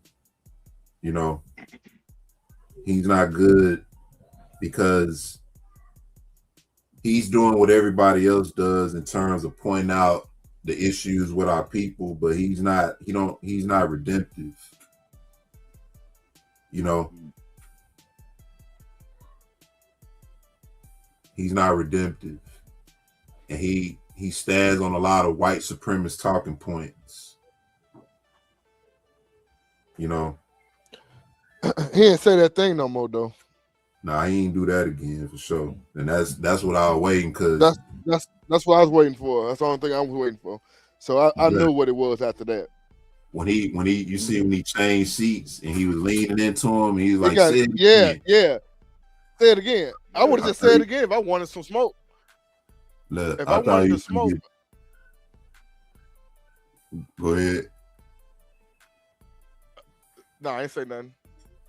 You said you want to smoke what? If he wanted to smoke, he would have said it again. Yeah. Anton. Get what I'm saying? I'm in your face. Man, say that shit again. And you don't say it again, so obviously you don't want no smoke. Because if I want to smoke, I'll say it again. Nah, he didn't. And that was, and the thing about it is that, and you're right, bro. If he really wanted that, he would have said it, right? And the reason he didn't say it is because the dude was right in his face. Exactly. Notice he got up and he said, "We can go outside right now," instead of saying it. No, say it again. Just say it again. What you mean going outside? I'm right here. Go outside right now. Now the thing obviously, about it, Corey didn't care where he was at. Yeah. If he told him to say it again, Corey didn't care where he was at. He ain't got to go outside. No, he didn't. And that's the thing. He did that to give himself some space, because when you have security Yep. with you, security by contract is not supposed to allow anything to happen to you. You're not even supposed to get into no type of scuffles or fights or anything when you have security. You can't. So that was bogus. Let's go out back. That was bogus. You got security. Yeah, that was. Paid security that's with you. They not finna let you fight. Now, Corey, You see how he was looking at him? Yeah, if he would have busted him in the mouth, see how Corey looking at him? Yeah, right in front of him, guess what would have happened? Security would have rushed up there. I think he knew that too. That's why he got up and said, "Let's go outside." Because if he knew if he would have said that again, he probably feared that Corey would have stole on him, and that's why he got in his face to do that in the first place. Nigga, say that shit again, but he didn't say it again. So, man. But then that whole exchange, it could be, it's a distraction. You know what I'm saying? But what I see is Anton is one of them dudes like how you read in the Maccabees, the wicked among Israel that make covenants with the heathens. They got to get killed like Judas. You know what I'm saying? Traitors and shit like that. Yeah. Yeah. But we can definitely get into some of that, man. A lot of stuff going on. That Drewski skit set it off, Why is they mad about that? I had to retract my steps on what I said, because he only imitating the preachers imitating and playing with the Most High. You know what I'm saying? They playing with the Most High, and he imitate them playing with the Most High. He basically saying, "Man, y'all a joke," and he did the camps the same way. But notice he didn't do nothing like some people like us and shit like that study on their own. That, you know what I'm saying? That got small platforms and stuff. Yeah, exactly. Yeah, we ain't seen by him. We the back in the days when people used to have to sneak and study and all that, form their own little groups. We like the outcasts, man. Yeah, I say we the underground. Yeah, the undergrounders, you know what I'm saying? Do a review on our videos. Trying to debate this. You know what I'm saying? Nah, it won't happen. It won't. I want somebody to. What's his name? Well, what's called tried. He tried. Hebrew Elevation. What's his name? He tried. Yeah, but he cut himself. Yeah, I want somebody to. I want somebody to show us. Yeah, I want somebody to show where we wrong and something. But yeah, man, for real this time, I'm gonna shut it down though. But all praise to the Most High once again. We give him all praise and honor and glory for allowing us to see and to understand his word. The way we break down the scriptures is by a due process of understanding the root of the scriptures, understanding that the scriptures are the foundation, right? The law, the prophets, the apostles, they all work hand in hand, but the foundation is the scripture. The scriptures lay everything out from beginning to end. The end was already determined, right? If you read Genesis to Malachi, you done read the whole story. Let's put it like that. You read the whole story, and the New Testament vouches for that. We have a more sure word of prophecy where we do well to take heed. And so we apply that understanding in everything we do. We want our people to know that the scriptures is our hope in these last days, and that everything that the Most High determined from the days of old is what's happening. We see it. And so being an Israelite in these days, these last days, is the biggest investment that you can have being alive right now. You know, an investment is something that you buy into until the fullness is made manifest. The fullness of the benefit is made manifest. And that's what being an Israelite, studying, knowing this word, and repenting in these last days is. It's our current investment into our future. What we know our future is. We each doing our part. Whenever we repent, we each doing our part. Whenever we have love and show love for the brothers and sisters, we doing our part. When we confess the name, the true name of the Most High, the true Elohim, the Elohim of Israel, we doing our part. And investing into what we know is our future. So let's keep doing it. You know what I'm saying? This is definitely one platform. T.I.R, Resurrecting the Truth. You can always come here, man, get some good fellowship, you know, get some good input. You know, the brothers are proficient, you know what I'm saying, and sound in the truth. And, you know, we just appreciate and thank the Most High for allowing us to do this. So hopefully more people are join the fellowships in the future.